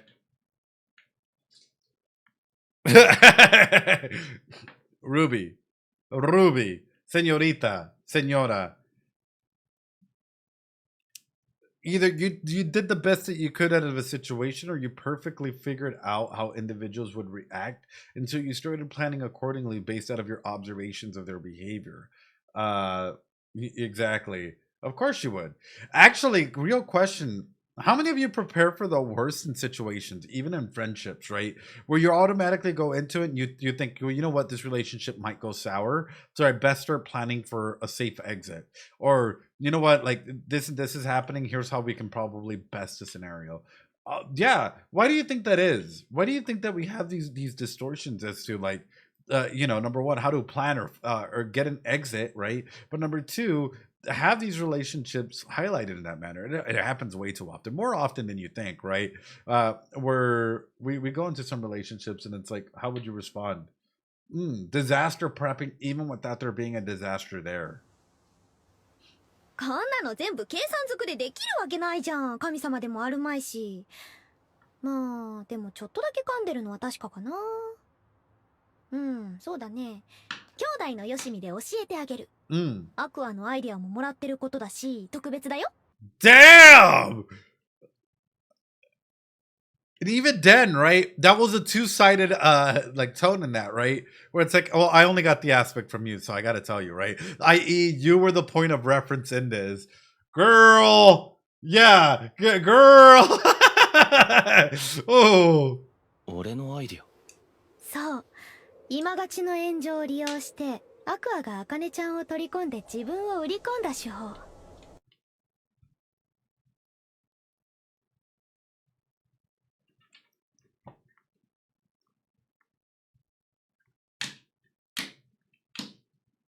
God damn!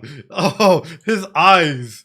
His 利 eyes. 用して、アクアがアカネちゃんを取り込んで自分を売り込んだ手法。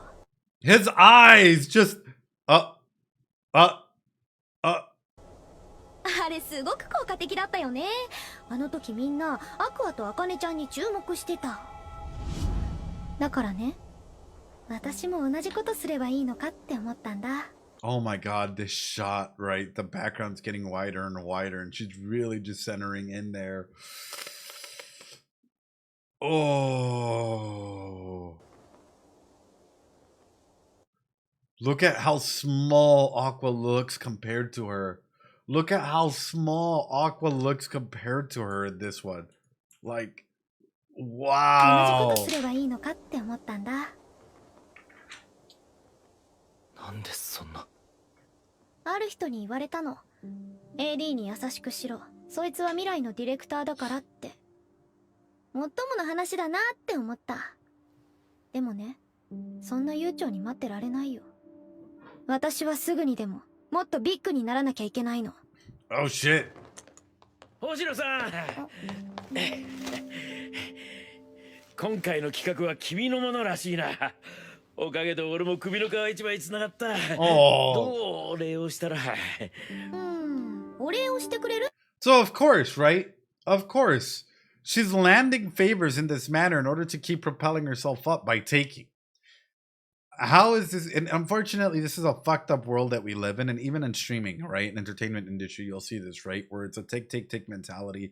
I scratch her back, now you gotta scratch mine. How can you help me? Oh, here's this, here's that, right? Oh, I collaborated with you on your stream. You're gonna have to help me do this. You're gonna have to help me do this. I need this, I need this, I need that. And it's like, oh. っていうなら、漆原さんの企画で私をどんどん使ってください。落とすなら AD じゃなくて直接 D を落とせばいいんだよ。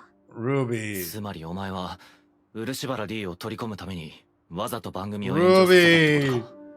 偶然だよ。最初の企画書を作ってる時の下調べでこの番組の取材体制に問題があるのは分かってたから。で、ちょうど燃やしそうな人がいたから紹介しただけ。メイヤさんって前から今回みたいなこと何度かやってるの。I had a relationship in the past with someone who was extremely manipulative in this tendency, right? Where I started hearing how they would like, and I called them out on it and ultimately ended the relationship because it was extremely unhealthy, where they would legitimately start moving small things out of their coworker's desk and like start planning things to make drama in the work office. And then like even inside of the relationship would start, you know, trying to manipulate little tendencies where when called out, oh, no, that couldn't have been me. But yet there was no other explanation for certain things to be happening, right? But i.e., sometimes individuals thrive out of situations where they can manipulate it. Yeah, that's distressing as hell, right? Where they can manipulate or have control, because this is what it is. When you see people react like this, it's out of a lack of control. At some point in their life, there was usually an instance or somewhere where they felt like they had no control over either information, trauma, or something that caused them to try and fight to have control at all points in time, whether it's controlling a narrative, controlling a story, or controlling a person. So whenever we see instances like this, the number one thing that I tend to go ahead and do is number one, state my boundaries, and two, respect my decisions, right? And if those boundaries are crossed, then it's better to go ahead and leave those relationships because they're, you know, you're not going to be under an aspect of control. And it's very difficult to set up boundaries in situations like this because people can play the victim, because people can say false stories, because people can find ways to go ahead and attune their emotions to what they think you want to go ahead and hear. 何かされたらそれを SNS に晒し上げてファンに攻撃させて。Damn. だから今回もやるだろうなって。Think about that worldview. Think about how toxic that is, right? Where you're just manipulating everyone left and right to try and get your needs met. Like, 友達じゃなかったの。ah. 違うよ。私口が軽い人嫌いだし。リークってうまく使えば世の中を良くできるかもしれないけど、そのほとんどが個人攻撃の手段で復讐に使ってる人ばっか。Damn. それと火あぶりにされている人に安全圏から石を投げて、I mean, true. 消費するネットユーザー。True. Even if there's no truth behind it, I mean, we clearly, yeah.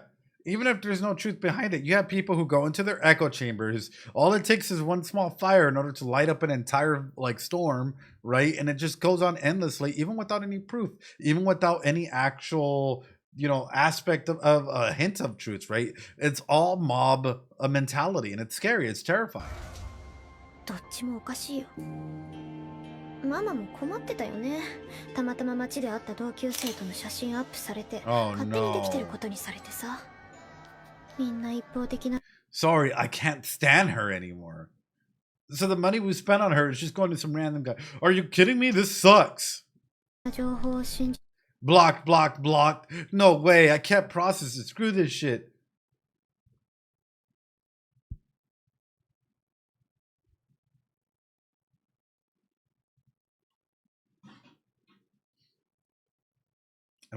Yeah, they jumped to conclusions, invented messed up stories in their head.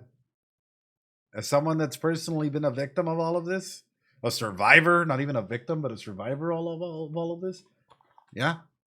It's not even streamer culture. It's also, or idol culture. It's like entertainment culture in general. Like if you're out in public or you're posting videos or doing something like that, there are people out there that will legitimately just freak the fuck out over anything and try to destroy you in any capacity. It can be terrifying. It can be terrifying. ひどいストーリーを作り上げて、ママをみんなとか言い始めて。でも私偉くない？メイヤさんにちゃんと情報を精査して話し合う場を用意したんだから。そもそも彼女の主張は何も間違ってないし、業界改善の手助けになったはずだよね。南だって数字のいい番組に出れた。漆原さんもなんか書い。Hold on. I can't process it. Yeah. And what's scary is we are in a loneliness epidemic. Yeah, no, exactly. What she's doing is she's justifying her own point. But we are in a loneliness epidemic where oftentimes people are putting like others on pedestals.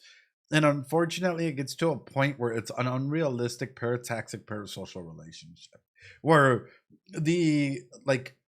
you're putting someone on a pedestal and you won't believe, you have your confirmation bias about them. And if something comes crumbling down, you can't accept that a person is flawed. And that's, yeah, it's, oof. Oof. して話し合う場を用意したんだから。そもそも彼女の主張は何も間違ってないし、 Here we go, the justification. 手助けになったはずだよね。南だって数字のいい番組に出れた。漆原さんもなんか改心したっぽいし。A lot of people. No, but here's the thing: is ultimately you orchestrated this. You orchestrated this even without their consent for this to happen because you knew that there was a huge possibility and you knew you're already prepared for it. You're already prepared to push them in order for them to fit your agenda. Good justification. Like, wow. なのに、なんでそんな顔するの？私そこまで間違ったことした？確かにきっかけは作ったけど、単純になるようになっただけだよ。こうなったらいいなーって思った方にたまたま言っただけ。運がいい。私やっぱり神様に愛されてるのかも。いいのか。それでいいのか。そうやって人を利用したりするの。Damn! 嫌ってることだと思ってた。Yup. Way to highlight, like a way to challenge her past held belief to now. 他人にも自分にも嘘をつかず、綺麗にまっすぐアイドルを目指すのがお前じゃなかったのか。お前が目指したアイドルはそんななのか。俺の真似をしたって言ったな。けどそのやり方の先にあるのは。ねえアクア、ママだって嘘つきだったじゃん。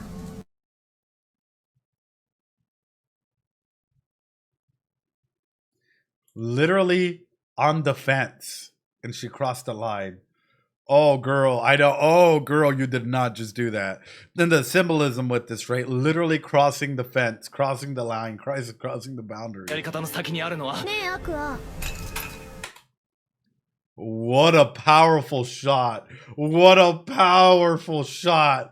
ママだって嘘つきだったじゃん。子供がいること隠してアイドルやってたじゃん。Damn! 無理なんだよ。綺麗にまっすぐこの世界で売れるなんて。それに私こっちの方が向いてるみたいなんだよね。Girl, you gotta be careful. The further that you go into this plot, the worse it's gonna be for you in the end, because you start losing aspects of yourself. And then who are you really? All along the way, if you can no longer identify yourself and everything is just a game to get something out of it, are you really even gonna be in a healthy relationship or in anything, right? She's all up in her ego. Yeah, no. It's when people get into the state of mind, it's hard to get them down, right? It takes a lot of reasoning, a lot of aspects of like trying to go ahead and find them to come to their own conclusion as to why they need to step down, right? Because you can present them 1,001 facts, you can present them with everything, but if they don't believe it and they don't see the reason why they need to go ahead and like take the step down, it's oof. Yeah, her going into darkness. すぐ売れてみせるから。 Ooh. That's creepy as fuck. その言葉の通り、その後ルビーは急激に仕事を獲得していくことになる。 Ooh! Damn, they even got a full-on like photography session. Work started to pour in for その the ルビ kids ーは singing. 急激 Yeah, に仕事を獲得していくことになる。 like, dang. It's like, oh, here we go. Oh. じゃあみなみ、私仕事行くね。あ、うん、気をつけてな。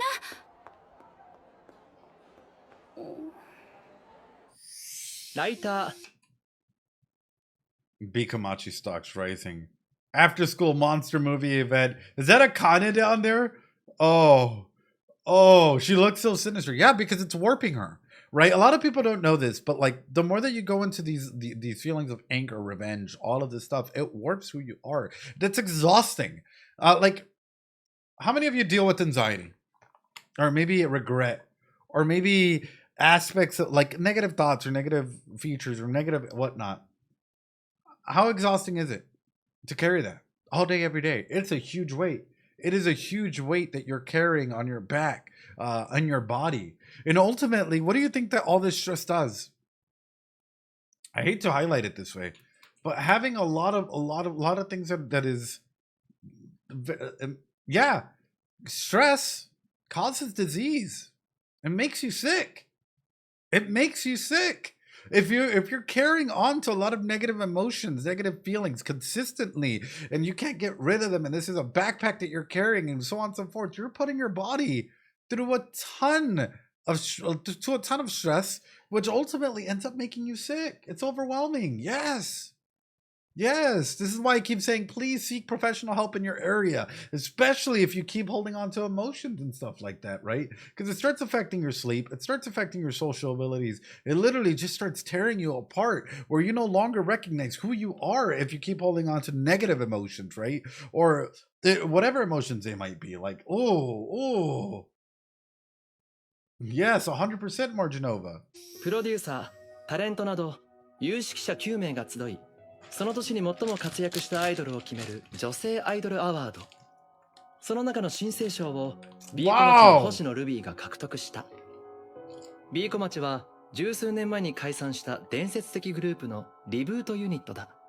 となれば、熱烈的なファンの手により道半ばで命を落とした愛と重ねてみるものも多いだろう。しかし星野ルビーは愛を超えるのではないかという高さ。So she really just kept working her way all the way to the top. She really just kept like working all her way all the way to the top here, where people are now starting to compare her to I. Oh. 期待に応えうるポテンシャルを持っている。彼女が注目されたきっかけは深掘れワンチャン。半年前のコスプレイヤー炎上の際に当番組を見たという人も多いのではないだろうか。ずば抜けたルックスと She boasts gorgeous good looks and a silly scattered brain gimmick. 烈なおバカキャラ。しかし、But it's her and ad-libbing skills. Oh. 小気味のいいトーク力やアドリブ力も持ち合わせており、業界内での評価も高い。加えて、兄のアクアも新進気鋭の俳優。美男美女の双子として二人。This must be such a wild ride for Aqua to be there and be taking this in. Oh my god.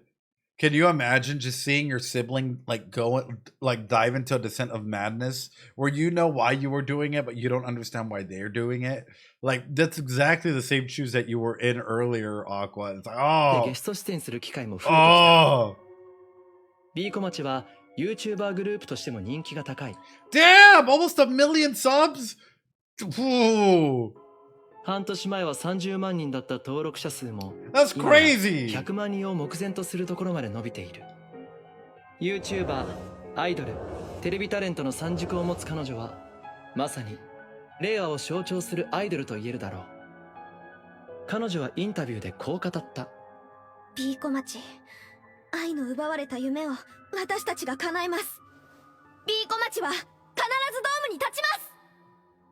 星野ルビーの今後の活躍に注目していきたい。Ooh. But isn't that a ton of pressure that's also being thrown onto like Mem and Kana as well? Isn't that a ton of pressure that's being mounted on them as well? Where they might want it to take slow and steady progress, but now that Ruby's skyrocketing up her because she wants her goals met, now she's forcing them to be at that level to meet her goals with her. なんだかすごいことになっちゃったね、ルビー。もともとあのルックスでしょ。大手でデビューしてたらもっと売れるの早かったわよ。ここ半年、ルビーの躍進は目を見張るものがあった。Sure. この指数関数的な登録者数の伸びは、ルビー一人の活躍によるもの。No, yeah, no, 100%. Like, すごいよね。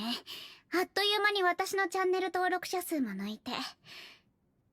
今までの努力って何だったのかと思えちゃうよ。I mean, yeah, as a creator, I get this. Sometimes we get into our brain into a lot of self-criticism, right? Like, why'd I even put in all this effort? Someone could come in, make an AI channel and get 1 million fucking subscribers instantly and make hundreds of thousands of dollars literally just putting out AI schlop everywhere, right? Or if somebody that like doesn't really go in depth about like the analysis or games goes in and, you know, they're all hitting something on some capacity, right? And that self-criticism, at times we have to remember we're all playing a different game and we're all here for different reasons, and at times it can be quite discerning, quite troublesome, you know, getting into that train of thought. Like, and I guess that question goes out to you guys. Do you guys compare yourselves, you know? Yeah. Morning, Shito, how you doing? まあ嬉しい悲鳴ってやつだけどね。今までの土台があってこその伸びだし。スターってこういうことなんだろうね。今日の撮影どうしよっか。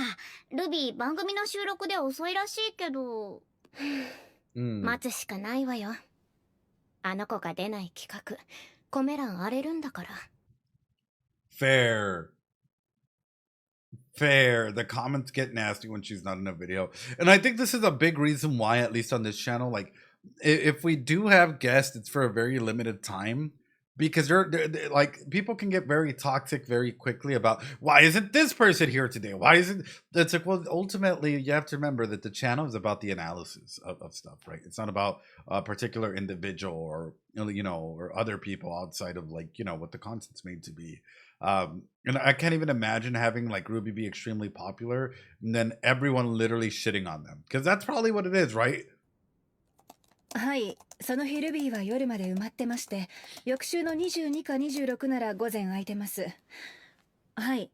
なるほど。ちょっと調整してみます。Oh, she's so beautiful. She is so beautiful. I can't believe that he really just went out for a bag of milk and left her. She needs sleep. 忙しそうだな、社長業。もうてんてこまいよ。Best いっ mom ぺんに fight. 多方面からいろいろ言われすぎて頭パンクしそう。スケジュール調整から会議、営業、契約書回り。これから接待で局長と飲みよ。Please keep the office clean. Oh. いろいろ言われすぎて頭パンクしそう。スケジュール調整から会議。Ruby, congrats on your award. Outing schedule, February schedule. Damn. Thank you for the follow, Ricky. I appreciate it. 営業契約書回り。これから接待で局長と飲みよ。吉住君入れて本当によかったわ。あの子いなかったら過労死してた。Oh. 制作会社の AD だった吉住俊はルビーのマネージャーに転職した。Whoa! テレビに熱意がある。That's a huge step. What the? She becoming Ruby's man. Whoa! ように見えた彼をどうやって口説き落としたのか俺は知らないが、今のルビーには At least she's taking good care of him, right? Now has the clout to influence other people's careers. Yeah. 人の就職を左右できるほどの力がある。あいつの一言で今の職業を辞められるほどに。できればルビーの現場には私が出たいんだけどね。いざという時に何かできるのはやっぱり近くにいる人だから。ちょっと目をつぶって休んだら。I think you also got to be careful, right? Because ultimately, how far would Ruby go? How far would Ruby go to get what she wants? That's what I'm scared of. Is ultimately you have to remember and we talked about exploitation in the industry. How far would she go if someone had a piece of information that she may want and they try to exploit her in some capacity? You know, like. Yeah. 撤退の時間になったら起こすからさ。ありがとう。私はもともと現場の方が向いてたのよ。イチゴがいなくなって仕方なしに業務を引き継いで。Right. こういう時に自力が出ちゃうわね。大手だったらメインの扱いで取れる仕事も私じゃひな壇が精一杯。大してコネも経験もないから舐められてるのよ。せっかくうちの事務所からスターが生まれそうだっていうのに不甲斐ないわ。そんなことないだろう。現にルビーは順調に仕事取れてる。運がいいだけよ。ほんと誰かの意志を感じるくらいに運がいいだけ。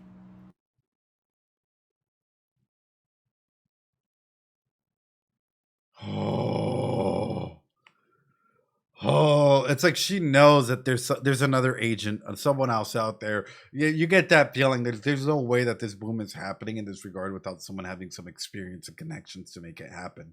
And the fact that she already knows that when she goes into these meetings, she's always looked down upon. Damn. 最近は客が多いな。どうやって調べた？ Damn! ルビーが休日のたびに行き先も言わず消えるからな。こっそり後をつけた。また妙なシスコンに育った。あんただろ。ルビーに入れ知恵してるのは。それだけじゃない。勝手に仕事も取ってきてるだろ。愛が死んだ後、全部都さんに押し付けて消えたあんたを許す気はない。True. だけど、未練があるんじゃないのか。ドームの夢に。I love that the characters are actually smart. Yeah, no, 100%. I love that in Oshinoko you have like the author respects the characters' intellectual, intellectual capabilities, where like they actually showcase like number one, Aqua cares about Miyako. The fact that he even states it very clearly here that he has that connection with Miyako, right? Yeah, and he's able to go ahead and challenge Ichigo and like, hey, you're still clinging on to hope. You're still clinging on to this dream. You're the one behind all of this. It's very clear that this is happening. Why? Beautiful stuff. もう一度アイドルをプロデュースしたいんじゃないのか。しねえよ。確かに俺はルビーの活動に協力してる。昔世話してやった連中とか愛の件で同情してくる奴らから仕事もらったり。コネはそれなりにあるからな。Sure. だけど、それはあれだ。俺も宮子に対して申し訳ない気持ちもあるからやってることだ。Then if you truly felt bad for her, why haven't you gone and apologized? Why haven't you gone and talked to her? Why haven't you communicated? Or you just like, is this just your way of trying to go out and appease the situation from afar? Because it's easier for you to go out and do that than actually stand up and say that you messed up. Because I'm pretty sure that, like, 別に未練じゃない。そんなに宮子さんのこと考えてるんだったら。 Or is it because you're afraid of what may happen in the future and that there's more to go ahead and see or optimize from it? There's a lot to take in from that, right? Because you never know. You never know. There might be... Oof. Hold on.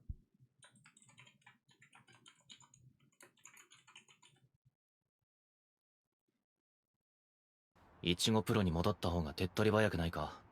裏でこそこそやるより。俺にはやることがある。都を巻き込むわけにはいかない。やること？お前ならわかるだろうよ。ぶっ殺すんだよ。愛をあんな目に遭わせたやつを。 And so they've been dragged into this. And so they've literally. Yeah, the fact that he has still. Exactly, it's pretty impressive. But the fact that he's still, like, this drug into this. So then you must know more than you're letting on. It's clear that there's probably significantly more than you're letting on, and you have more information than maybe what Aqua knows in that regard. あんたは単なる愛が所属してた事務所の社長だろ。なんでそこまで。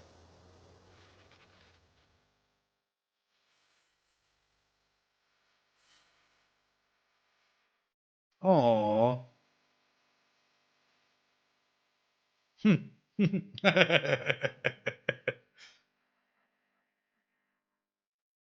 Oh. お前にとって愛は母親だったかもしれないけどな。俺にとっては Oh. みたいなもんだったんだよ。Yeah, he's going through his own grief, but. Oh. わかるよ。俺が芸能の道を選んだのも同じ理由からだ。もう一人の犯人は愛の身近な人物。愛のいた世界に入ることで答えに近づけると思った。でも、結論から言う。愛を殺した男はもうこの世にいない。Oh no, don't tell me you're about to break his fucking. No, don't tell me you're about to break him and be like, no, he's not. Be like, actually, he's still alive. Actually, yeah, actually, yeah, he made it for her. That was his baby. Actually, he's still alive and thriving. This. 俺と遺伝子的に同じ父親を持つ人と会ったんだ。上原清十郎、すでに個人だ。だから、もう俺たちの復讐は終わってるんだ。He's about to be like, nah, your dad is actually a pop male idol, in the industry. I know who he is. He's in the industry.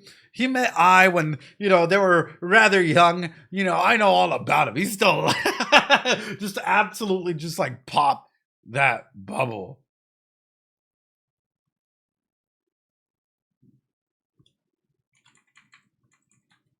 Hold on.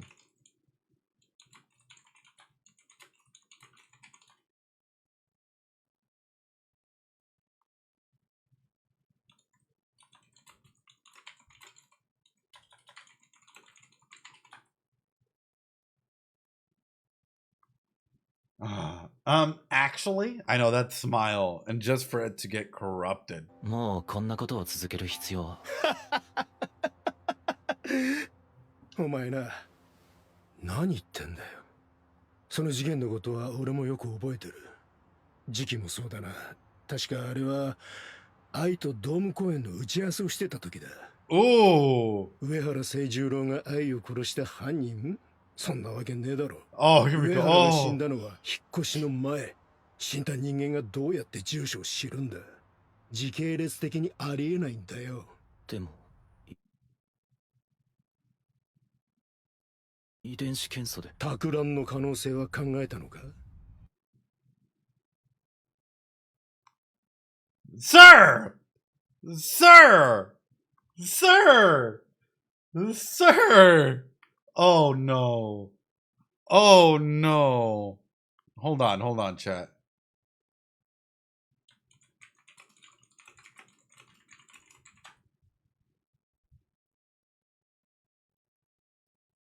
Hold on.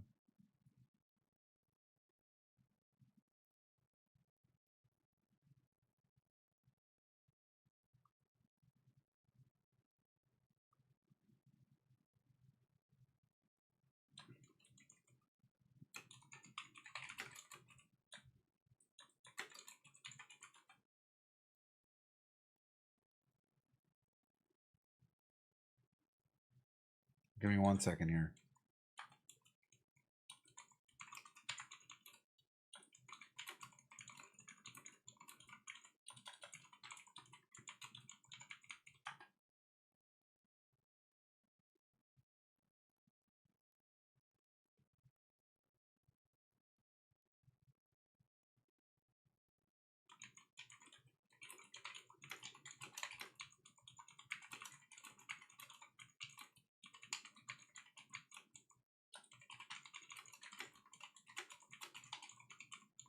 I want to throw this out there right now because I need to go and send this.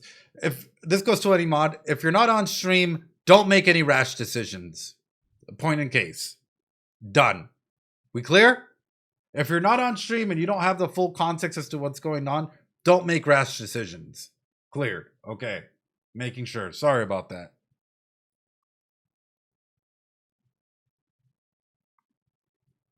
Because, my God. My God. 上原清十郎が愛を殺した犯人？そんなわけねえだろ。上原が死んだのは引っ越しの前。死んだ人間がどうやって住所を知るんだ。時系列的にありえないんだよ。でも遺伝子検査で。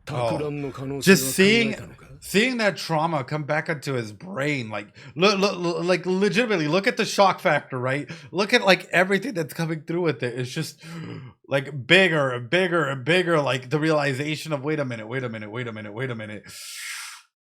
Oh no. Wait, is this gonna lead to a possibility of him actually teaming up with Ruby in this instance? Because now this whole like, you know, fracture of what he thought was real and is like crumbling now? 母親が夫とは別の男と子供を作った可能性は？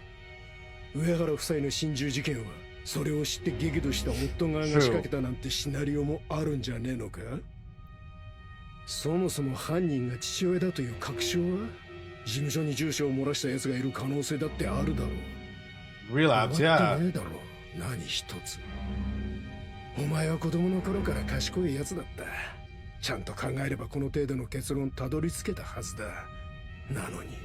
それは勘違いだよ、一応。あんたの話には決定的な見落としがある。見落としってどこに？あるんだよ。あるはずなんだよ。どこかに。違うだろ。そんなはずがないんだ。終わったはずなんだ。やっと。そうだろ。だって。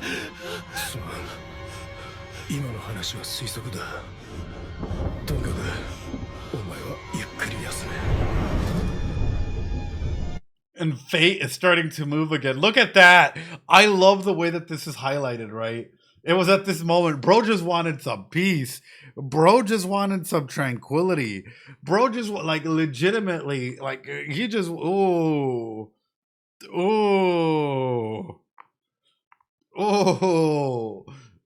And the fact, yeah.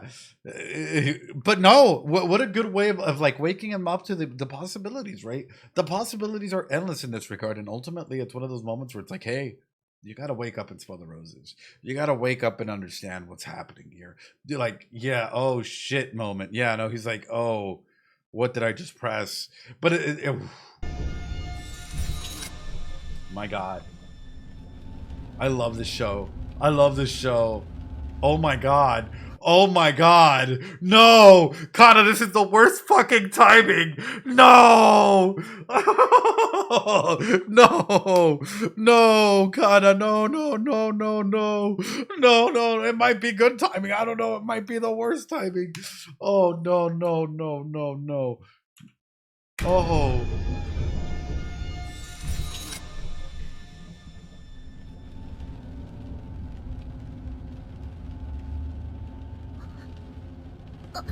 茜とちゃんと付き合うことにした。Oh.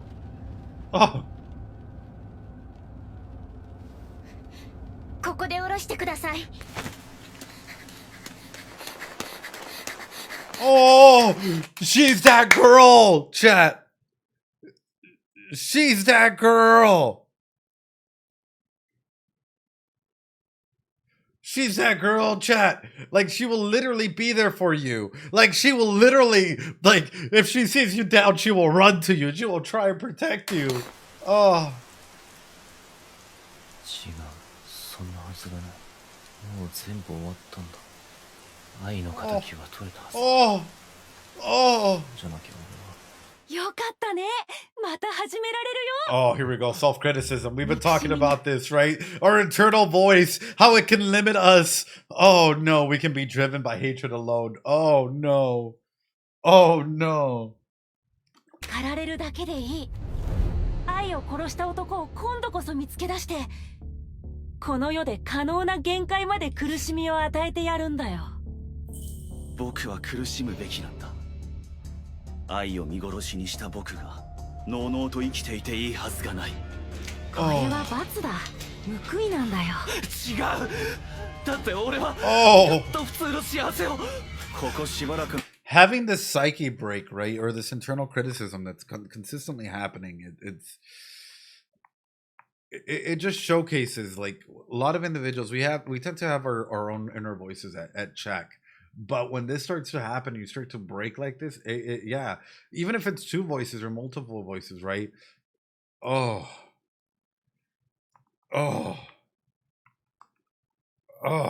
安息は夢のようなものだ。忘れていいよ。だって僕たちは何一つ終わらせていないんだから。復讐を、報いを、Oh. 愛の受けた苦しみを、Let the hate flow through you. Poor Kana, she's probably seeing him going through this, right? Through this big anxiety, panic attack. And she's, you could hear Kana in the background screaming for him.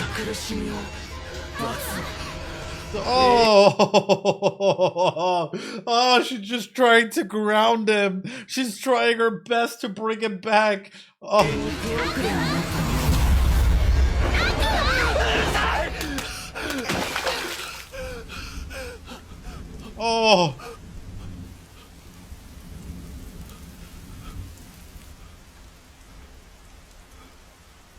Oh no. Oh no. 私嫌われるようなこと。Oh no. Oh no. No. Oh no. どうした？私バカだから全然気づけなくて。ごめん、悪魔。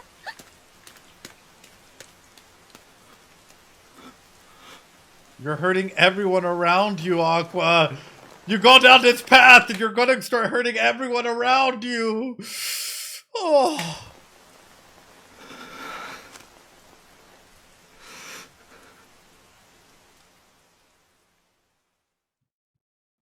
Please.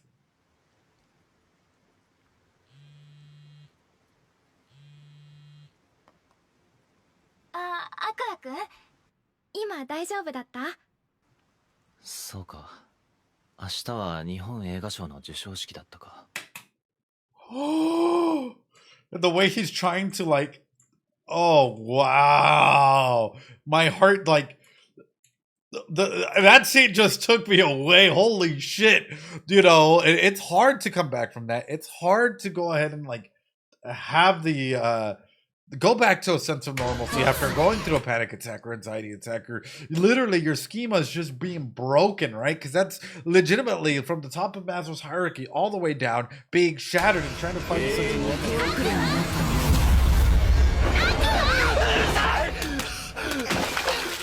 Oh, Evie, have a good night. Be safe.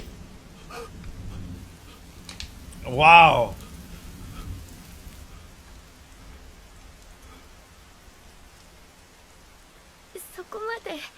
私嫌われるようなことした？私バカだから全然気づけなくて。ごめん。Oh.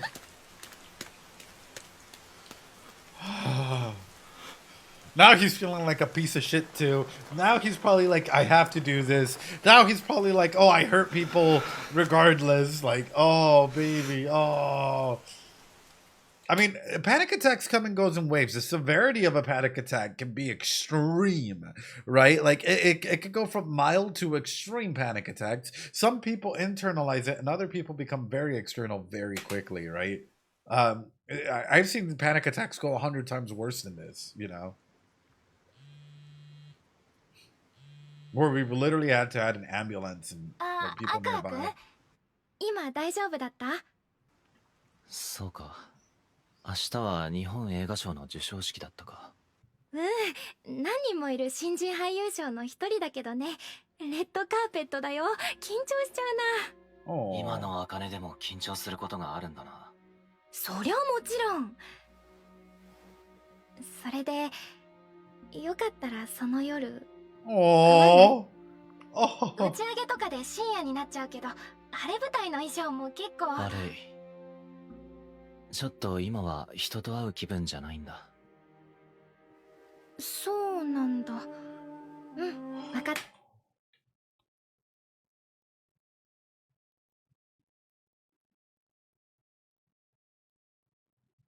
Please check up on your loved ones. Please check up on your loved ones. Please make sure that even though they sound okay, that you can get a visible A-OK or something. Please check up on your loved ones in any way, shape, or form, because sometimes people are really good at masking their voice, but like, yeah. しんどかったらいつでも頼っていいからね。ありがとう、アカネ。うん。じゃあ。最近のアクアくんは明るかった。昔は今みたいに暗くなかったってルビーちゃんが言っていた。それはきっと愛さんが亡くなる前のこと。愛さんのことを思い出すとアクアくんはパニックになる。幼少期の傷はいつまでも残る。まるで呪いのように。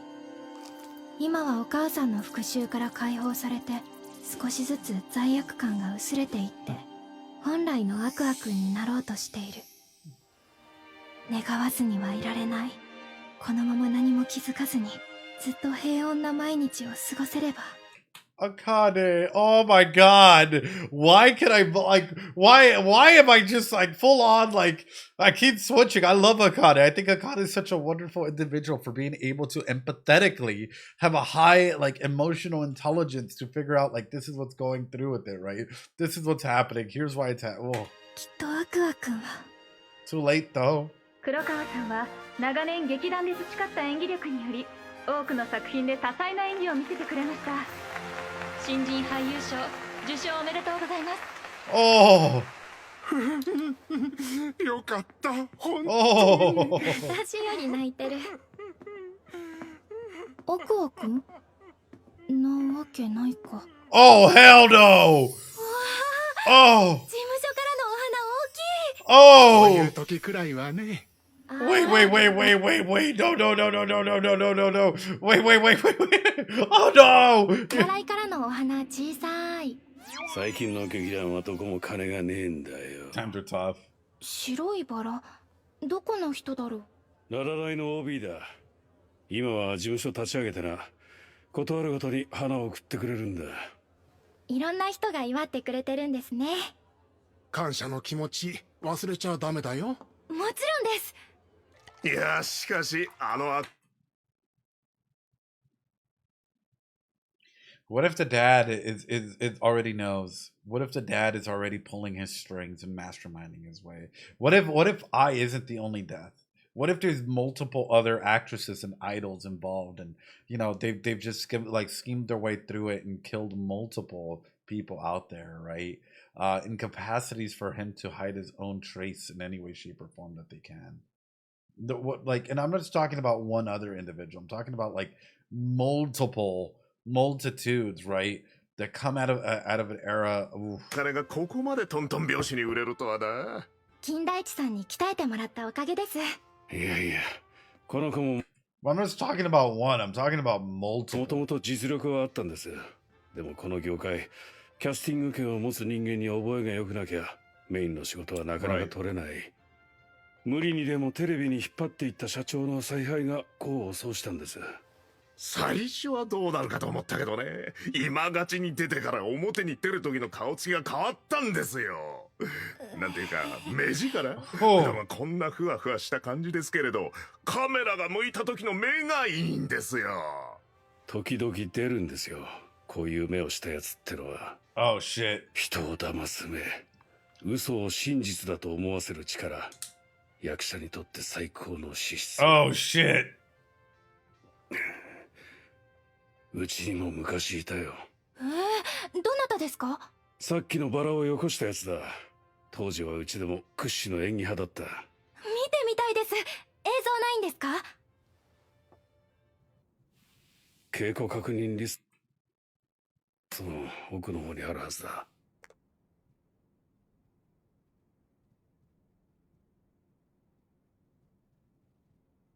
てる。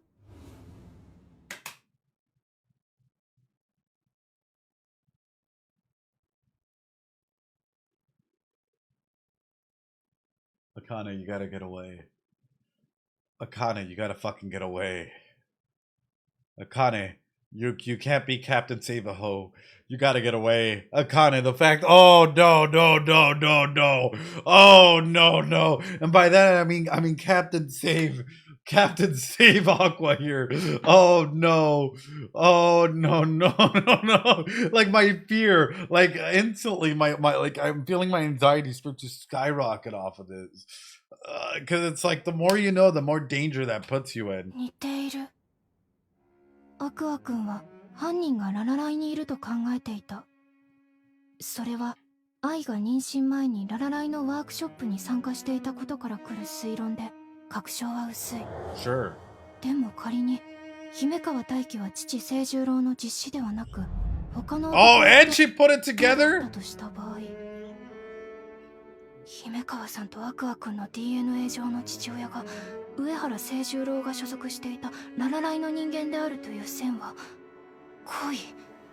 そして彼は愛の演技スタイルと非常によく似ている。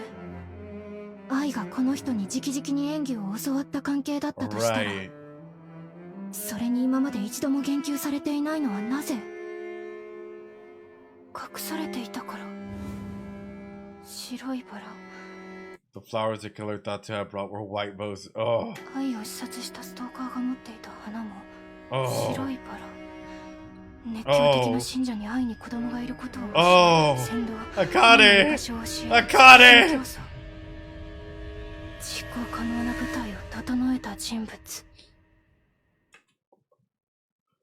Oh, that is like the best face. Holy shit. I know, that is the best face I have seen from Akane. Like, it's like everything, like stress, distress, like fear, shock. Oh. 私の中にいる再現した愛の感情がざわめいていた。この男なら愛が相手の男を明かさなかった理由にも合点がいく。殺人に他人を利用したわけも。 More than anything, he looks just like 似 that. ている。アクア君と顔つきがこんなにも。Oh! Oh no! 神木光。彼は愛の妊娠当時、15歳の中学生だった。16, 15, common ages. Common ages for people to be like experimenting. Especially when they're in like middle school, high school, or high schoolers, right? I know, that's why I'm like, whoa. That's oof. It's interesting though, because it's like oftentimes when you see people and how old would he be when he met? True, and that's the real question. How old would he be with Himekawa, right? But ultimately, that's what I keep bringing up: is exploitation and predatory practices happen in the industry more so than you can ever imagine. More so than you can ever imagine, you know. But also, so his name's Hikaru. Hikaru, what is it? Nakamura? Hikaru Kamiki. Okay, it's not Nakamura. Who the fuck? Hikaru Nakamura. Isn't that this chess guy?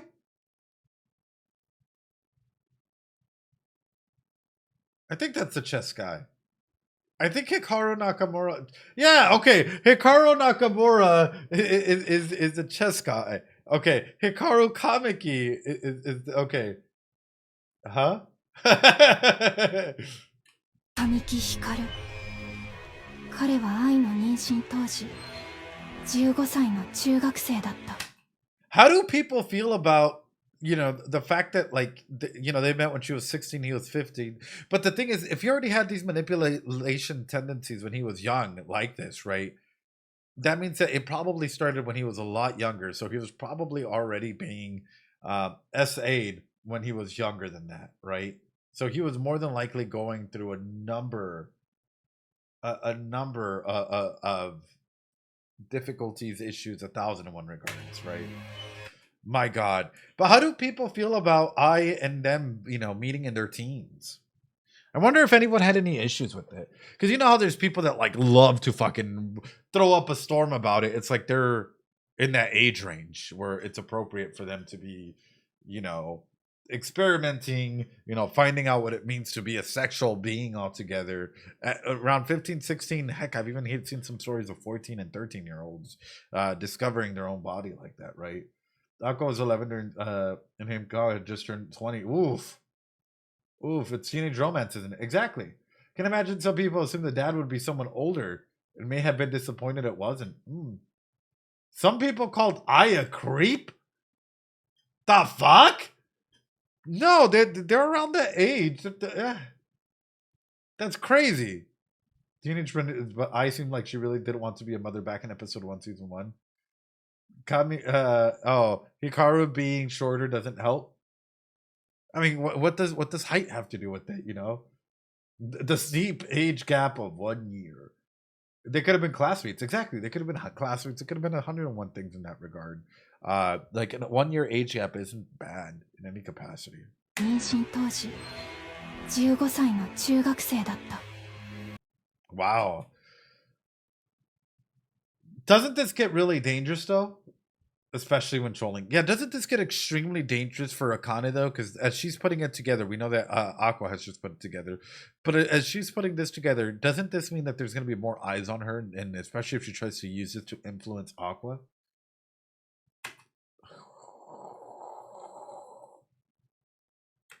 The real problem is Heidi, who was already married yet made... Yeah. But again... predatory practices happen in the industry more so than you're aware, and that's sort of what's scary about it. Is there's not a lot of it's gotten better, but there's not a lot of protections for individuals. Wait, why last warning? What's going on, Lena? About what? If we're having a discussion about it. Yeah, I don't think I think whenever it comes to age gap, like there are people that really get discerned, right? Or people trying to spoil. If people are trying to spoil, then yeah, there are people out there who like get really weirded out when like people over the age of 18 are dating someone older, and it's like, well, they're an adult, like at that point in time, like they can make their own rational decisions, you know, and ultimately that's on them, right? But if you're talking about protection of individuals under the age of 18, right, minors in that regard, you have to take into consideration, number one, what is the age gap between them, right? Number two, is it significant or less than, right? And then there is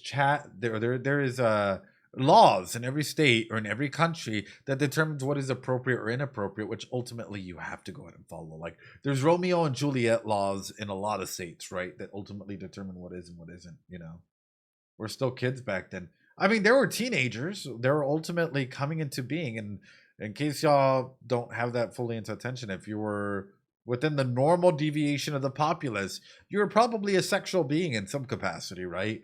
Not saying you know, individuals that aren't sexual are not in the normal aspects of things, right? But within the standard deviation of the populace, a lot of individuals fall into that range where sexuality is a big thing, right? It is what it is.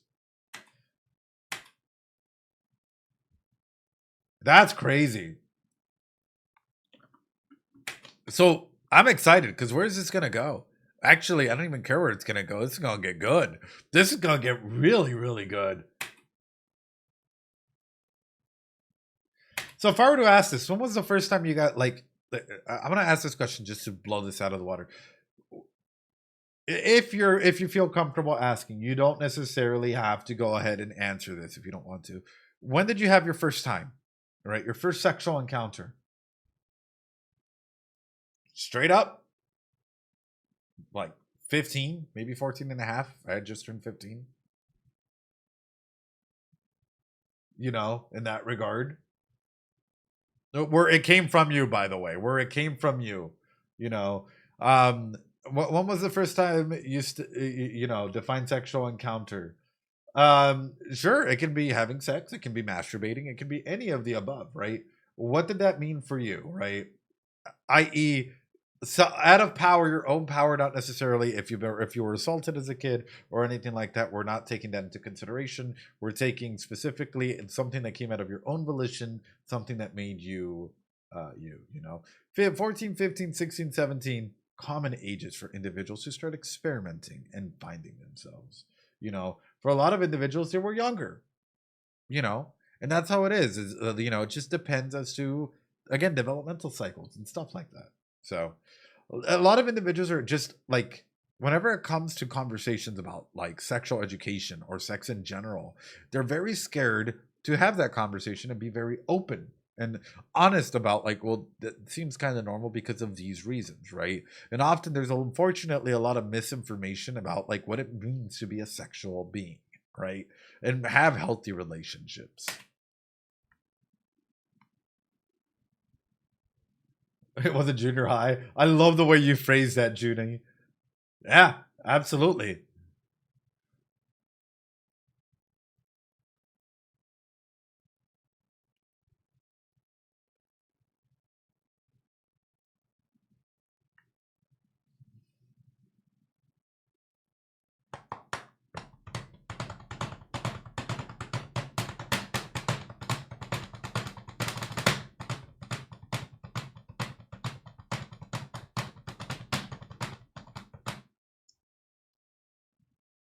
Yeah, about 15, 19. Yeah, exactly, Lavender. Ending is such a bop. It is.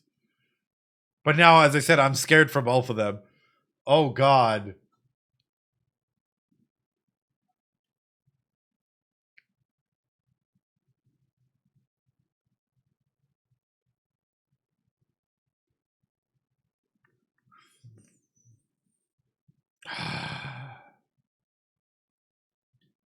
That's sick. Oh, that's amazing. Yeah, things are getting as dark as fuck for both of them. No, I'm absolutely excited because this means that we're about to go into a major fucking ride here of where this is gonna, where this might develop, right? Where this might develop, how it might develop. I'm excited for the next episode, Maddie. I'm so thrilled for the next episode. How is this gonna keep going? How is this gonna keep developing? Where is this gonna keep